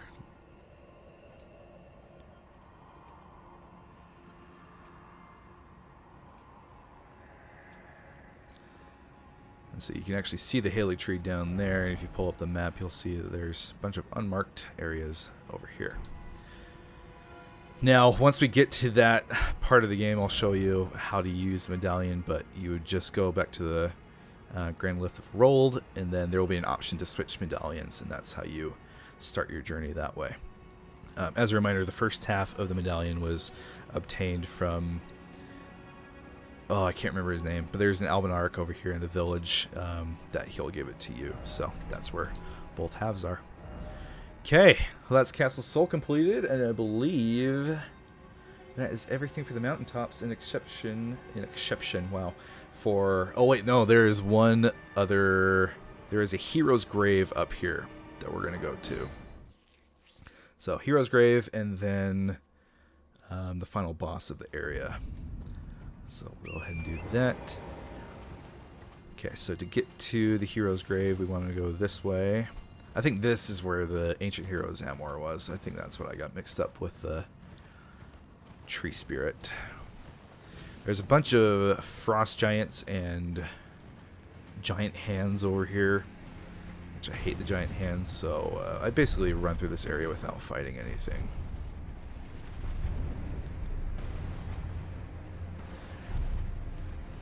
And if you didn't think the hands were big enough already, oh boy, prepare yourself for once we start heading towards the final boss.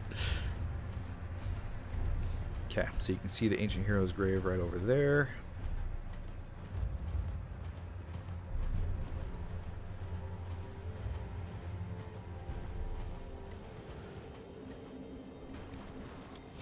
Oh, I forgot about that hand jump scare. Jeez.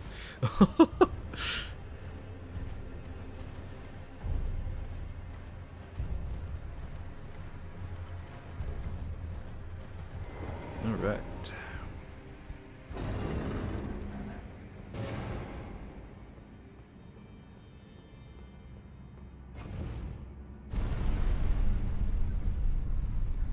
Hope you're all enjoying the video. Sorry it's a little scuffed this time around. I'm trying to remember, you know, how this game works and everything and places to go. Mountaintops is typically the place that I tend to skip the most stuff on a casual playthrough.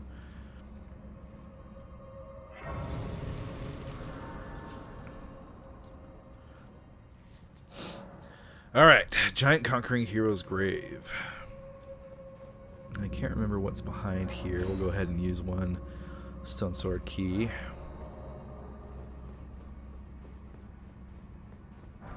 It is Flame Protect Me. Which I believe, that's actually a good one. It's supposed to be, oh, never mind, Fire Damage Negation. I thought it was maybe something similar to another spell I knew, but yeah. With all the fire damage that you're likely going to be taking in this area, that is a good one, just in case you wanted to use it. This looks suspicious. Yep.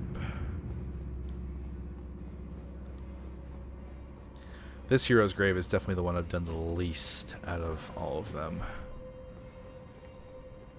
So I'll try my best to remember everything that's in here.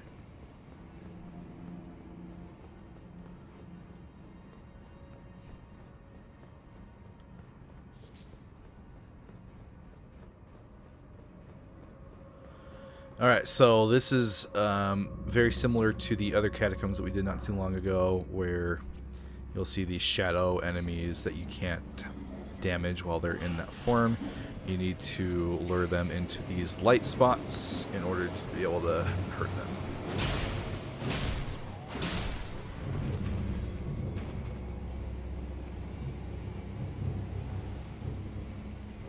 Come on. Why are you walking so slow?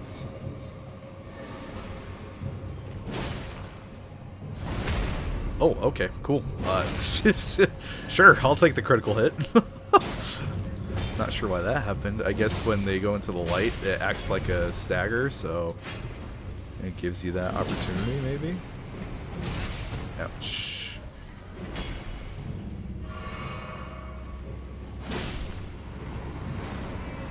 Cool. Alright, now there is a little area underneath where these guys were that we can go into. Surely we're not going to get ambushed. Yep, there they are. Ouch. Ouch. Not cool.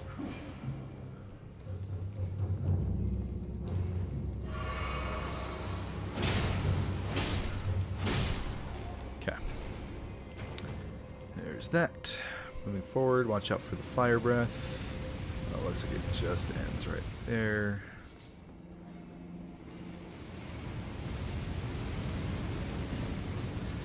As always, we got a little safe spot up here to the right. Ooh.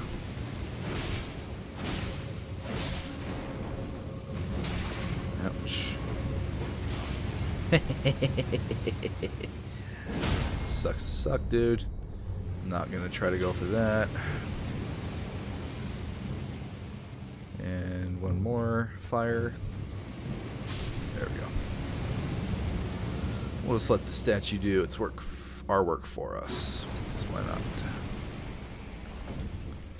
Okay. Does this one do anything? Nope. Looks like we're good.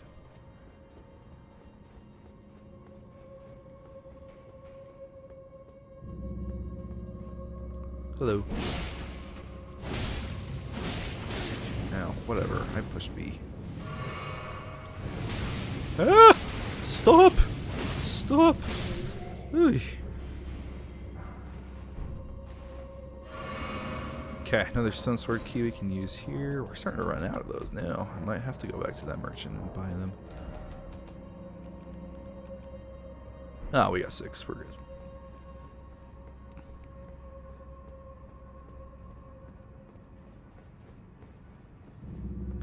Okay, I believe there's going to be another shadow enemy in here. Oh yeah, it's a bunch of the imps. So if we want the light to be able to hurt them again, we can just drop down back onto this statue. Uh-oh. Don't get hit by the fire.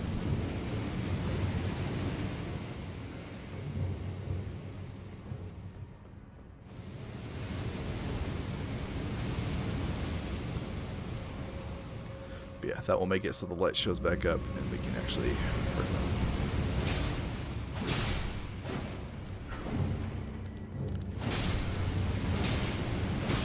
Boom. Okay.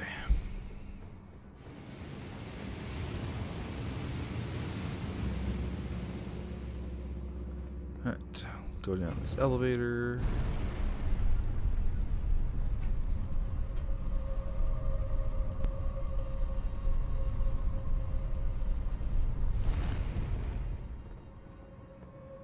Send it back up. Always make sure there's nothing underneath it. I actually think this one, yeah, this one's important. So this one does shine a light down, which we're going to need for this troll. Who's going to pop up after we open this gate. That one always trips me up. So that's why just always send the elevator back up, because you never know what you're going to find.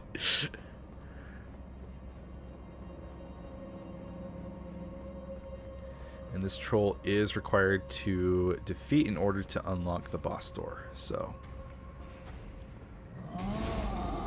or maybe I'm remembering that wrong. I don't know. You might be able to go in without it. Or regardless, we're gonna kill him.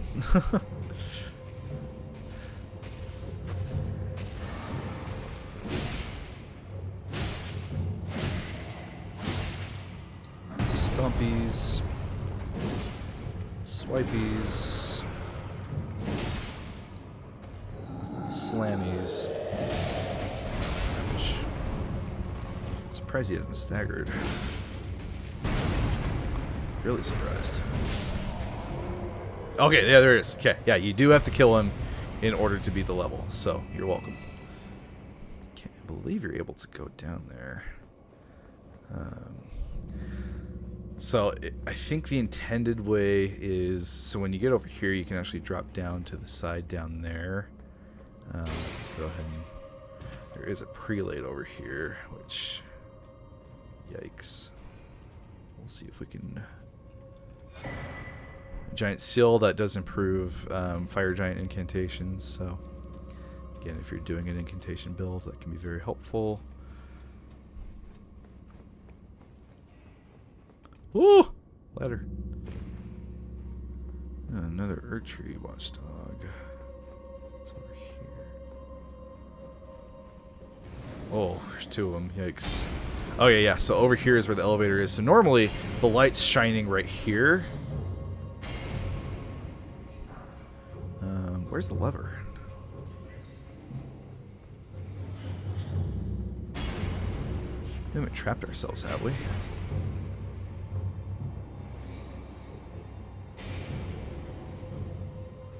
That would be embarrassing.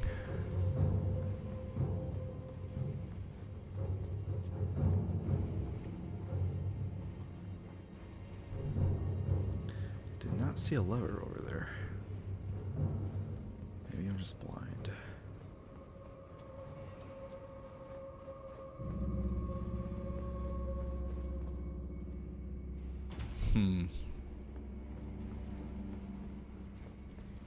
Well, let's keep looking, I guess.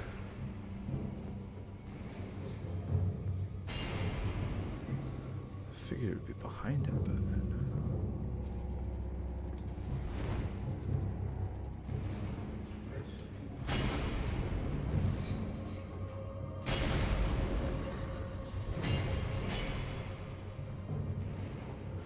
weird. It just seems weird that they wouldn't provide a way to get back up in case, like... Oh, maybe it's over here. Aha.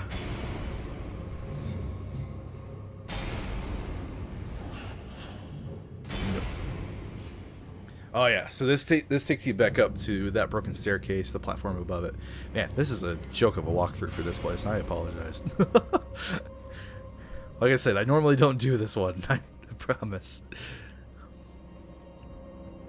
There we go. Alright. So some glove warts up here you can get if you feel so inclined. But yeah, normally that light is shining down there, so then you can pull the lever and make this go up here. And yeah, then you're good to go. Okay. Alright, let's go do the boss. It should be the ancient hero.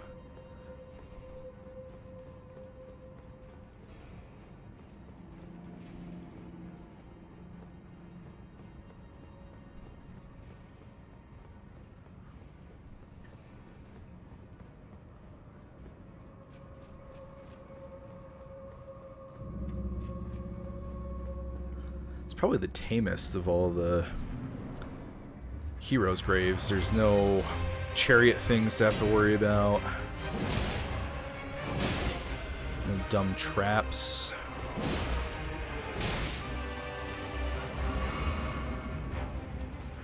There's just not anything like super useful in here either, or a particularly fun boss fight. You know, it's just another ancient hero.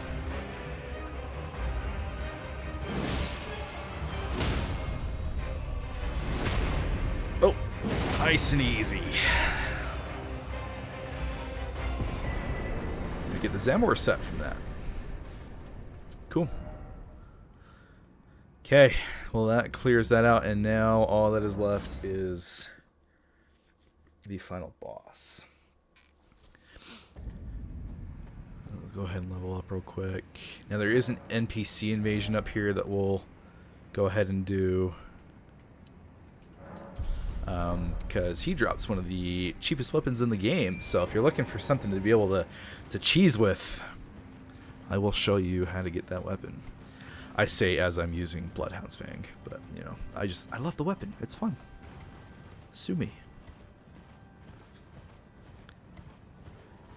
Okay, so giant birds, frost giants, giant hands. This area is just a little terrifying. But yeah, look at that behemoth up there. You see that? You see that thing? Why don't you drop down? Come on, drop down, dude. Maybe he's got stage fright. Yeah, there's some gnarly hands up here. Alright, so Torrent dismounted because the NPC is spawning in. He's going to be right in front of this church.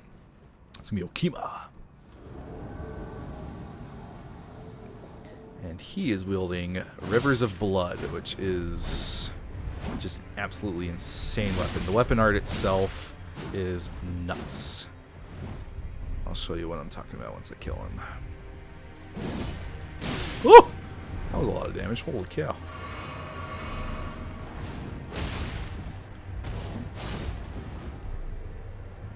Don't know how he avoided that.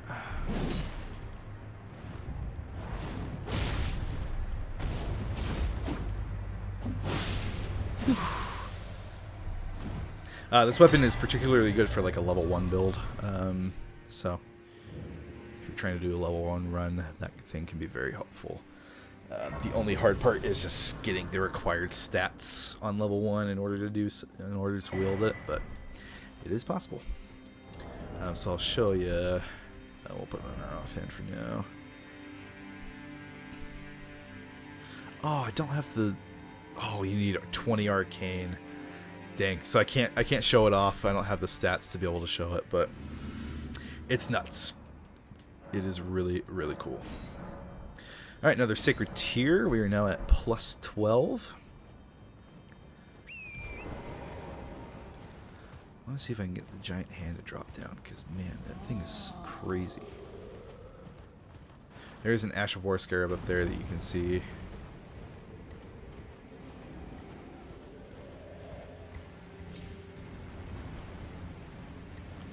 Maybe if we go near these enemies, it will drop down.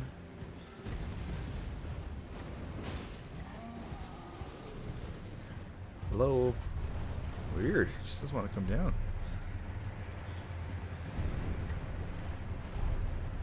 Here's another one right there.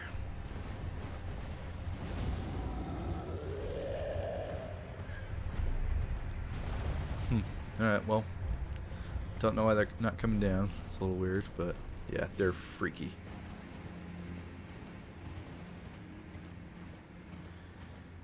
Alright, this is the last site of grace of this area. There's a bunch of other stuff to explore up here, but like you can tell towards the end of this game that they're getting a little more like, okay, we gotta finish this game, so there's really just not much up here at all.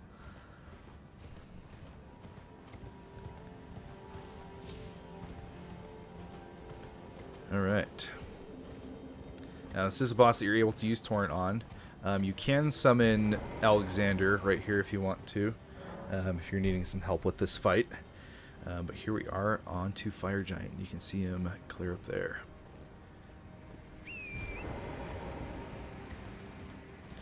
Alright, here we go. He's going to always open with this attack where he'll scoop up some snow with his shield and throw it at you. Torrent is good for this attack to kind of jump it. Or, I guess not. What the heck was that? Alright, now the key to phase 1 is to attack this leg. His left leg, you'll see that there's a little chain on it. We broke it, and that's where his weak spot is. If you hit his other leg, it does basically no damage. Now, obviously, bosses of this size can be pretty intimidating, but phase 1 is pretty dang easy. Alright, now these floating orbs, once you get close to them, they will ignite. So, it's kind of the strategy is just get close, let them do their thing, and then back away. Oh, dude, how did I not have enough time to dodge there? Watch out for this attack. Just get out of the way of the fire. Brother, what? Why did that do so much damage?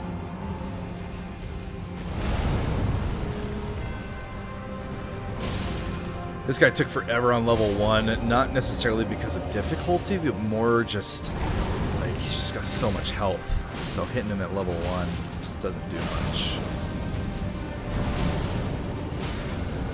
Ooh, stagger.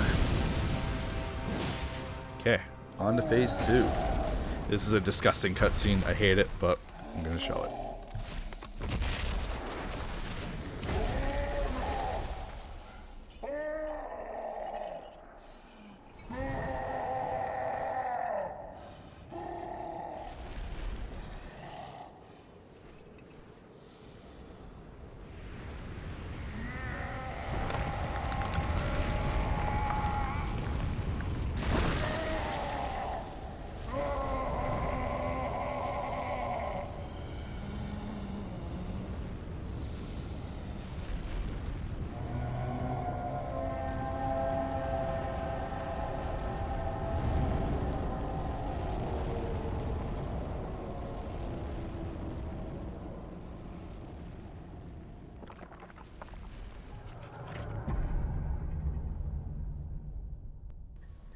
The whole tearing off the leg thing, just, ugh, I hate it.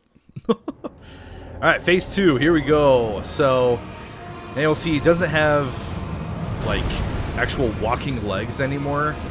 Now he's mainly attacking with his hands. And the technical weak spot for him now are his forearms. That's where he takes the most damage. But they're not necessarily the most easiest thing to hit in this phase. So you'll find that most of the time you're still going to be like hitting him at his legs. Alright, where he summoned one of these before, now he does 2.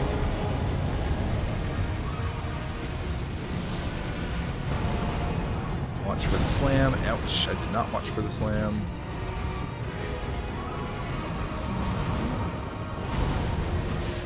Yeah, so, yeah, most of the time you're still going to be attacking down here. You'll see that occasionally his arms will be within reach. Slam, like right here, but he does not leave them down there very long for you to take the advantage of. Gosh, dang it, dude. I promise I know how to fight this guy.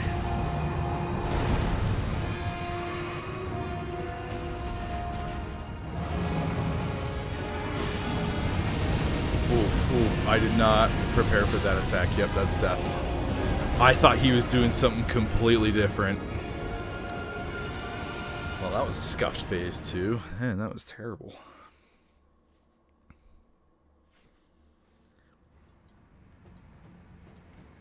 I still don't know why Torrent didn't work on that snow attack.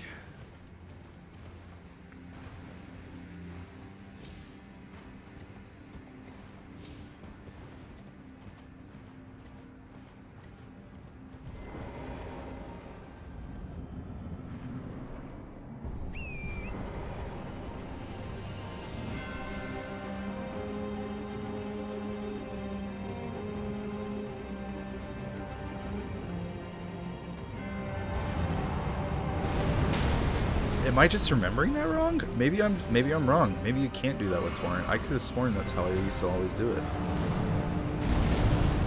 It's so weird. Yeah, you just gotta iframe it.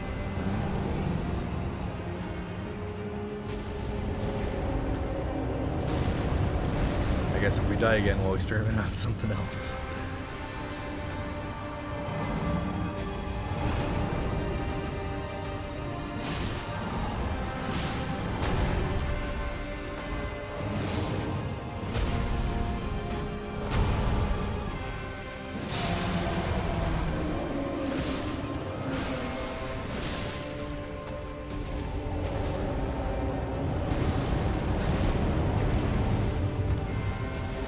One problem I have with Fire Giant is like his arena is just, you know, there's just all different kinds of elevations and everything. It's going to be really annoying if he gets into a particular spot where it just feels like a chore to try to hit him.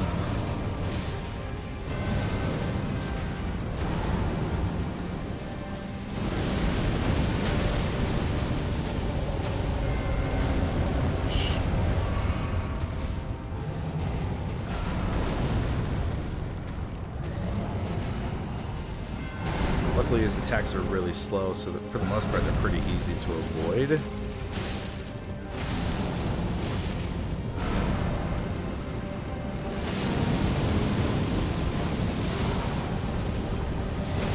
But Phase 1 for the most part I think is a good fight. I enjoy it. Phase 2 is where I kind of have some more issues.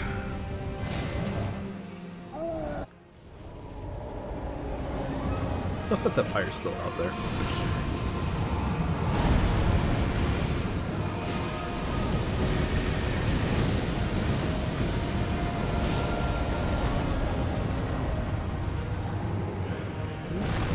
Okay, meteor attack. I tend to want to keep my distance on this because it's kind of hard to keep track of where those things are going.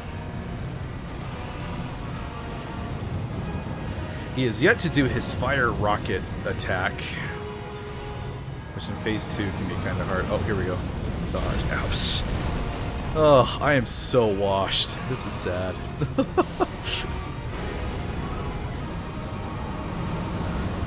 Dodge, dodge. There we go. Okay. Yeah, so he shoots 2 of those. When he does that attack in Phase 1, it's usually only 1. So the timing can be a little tricky to figure out at first on the double. Dodge. Swipe. No follow-up slam. Okay. Where are you looking, dude? I'm over here.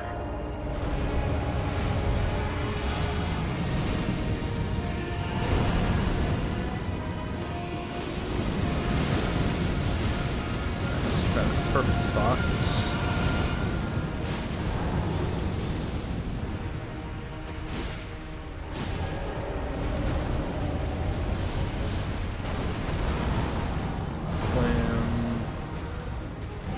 Slam again. Weird.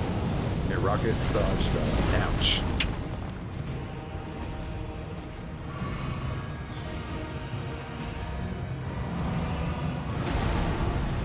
Slam. There you go. That's what you're supposed to do. Too bad I couldn't hit you. Slam. Follow-up slam. Punch.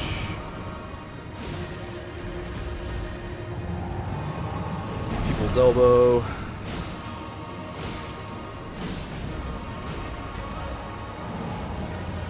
Fire breath. To get a torrent for this. That's what killed us last time, but I thought for sure he was doing something else.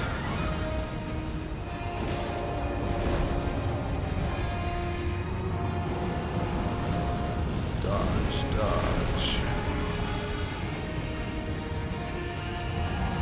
Slam, follow-up slam. Oh, did not dodge it.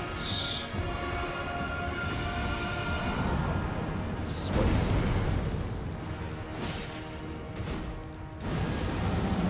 Firestorm. Oh, never mind. Slam, follow-up slam.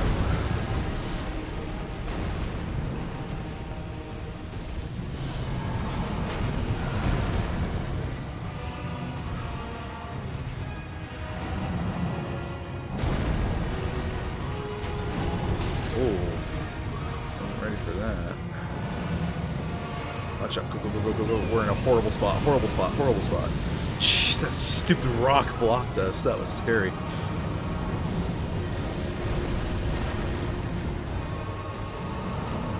Okay, follow up.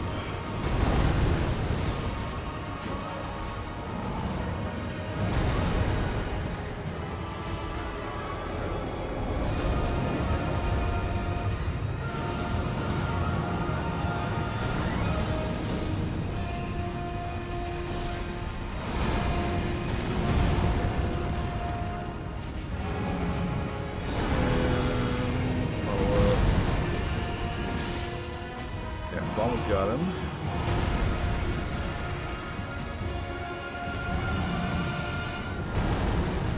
Watch for the follow-up there.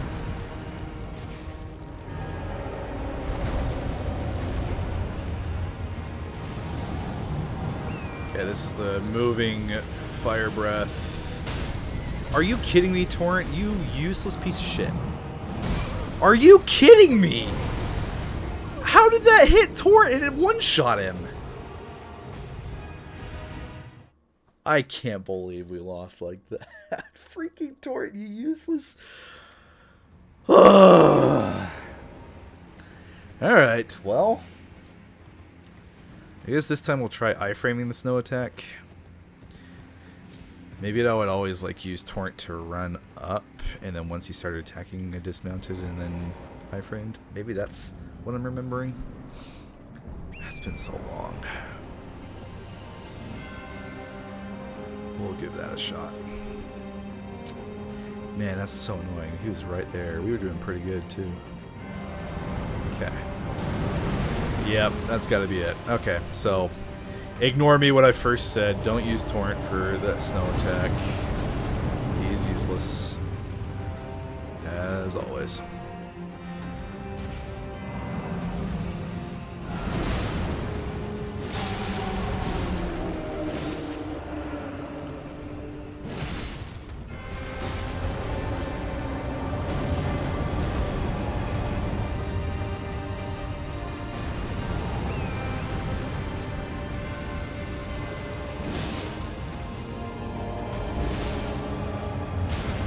Nice, got the stagger. He was about to do a big slam.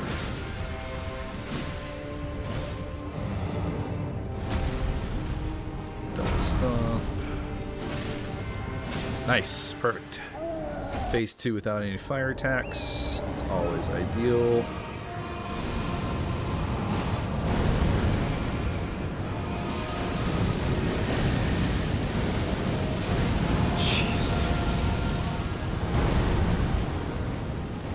Doubling up on that, okay.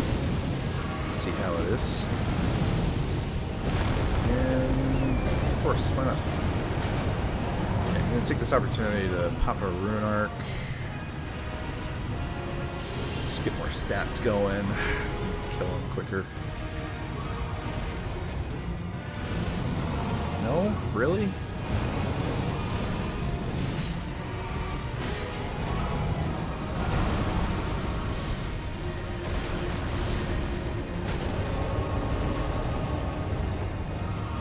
Fire rockets. Oh, too early on that first one.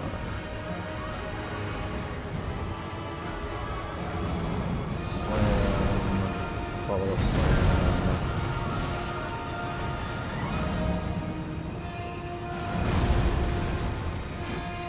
Cool.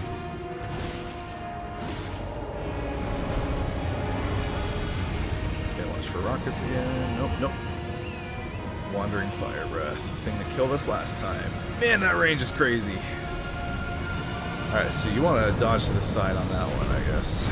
Do not run this straight away. Follow-up slam.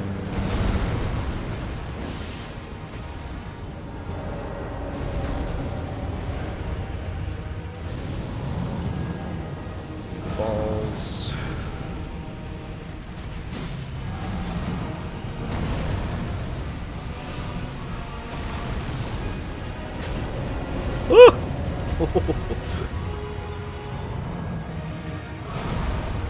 Just for the follow-up swipe. Up too early.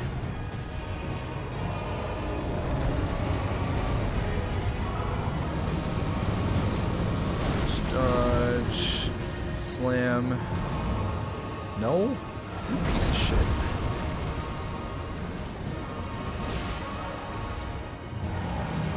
Right, get up, get up.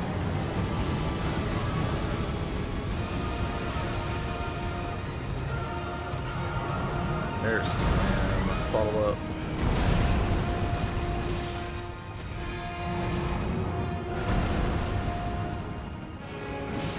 Nice. Slam. Follow up. Very nice. Boom.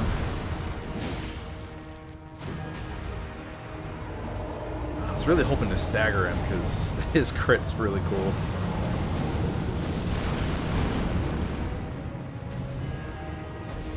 But I don't think we'll give him a chance.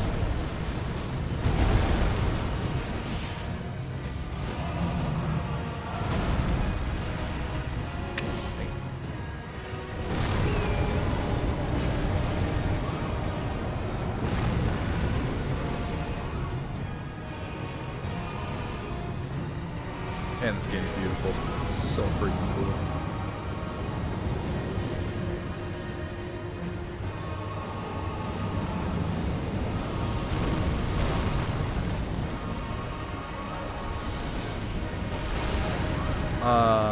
What?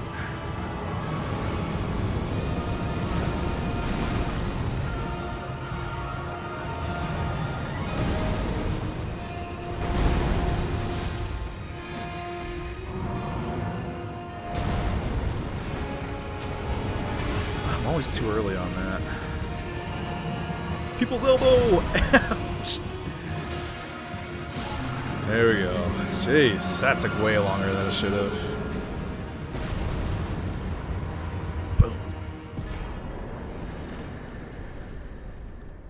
Alright, well there we go. Fire giant down.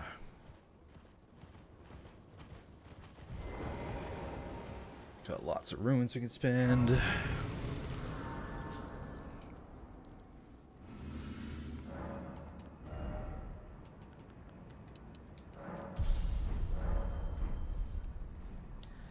Okay, so now we can make our way up to the forge.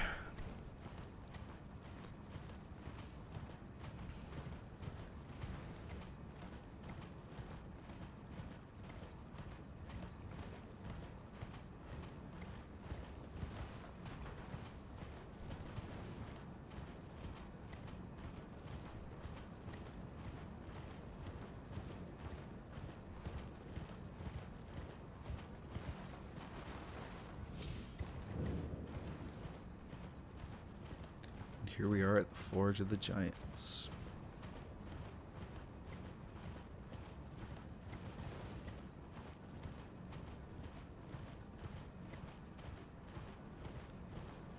Alright, now we're going to activate this Site of Grace, but we are not going to do anything past that up here. So, when you rest here, does Melina pop up right away? I can't remember. No, not away. You have the option to talk to her. So, talking to her sets off a massive chain of events that will alter basically the entire world. So, you don't want to necessarily do this right now. If you want to press forward to the end of the game, by all means, go for it. But we have some other stuff that I want to do before we decide on that. So, yeah. Well, that's going to be it for this episode. This is undeniably going to be a wow, I can't even speak anymore. This is going to be a long episode. So I appreciate you, any of you who watched it. But yeah, we're starting to get into the end game of things, and only got so many bosses left in the base game before we move on to the DLC. So definitely looking forward to accomplishing all of that. Next episode, I think we will now go back to Volcano Manor, finish up everything there, and then do a couple more cleanups before we come back here to progress the main quest. But yeah, so appreciate anybody who was watching and you stopping by. We will catch you in the next episode. See ya!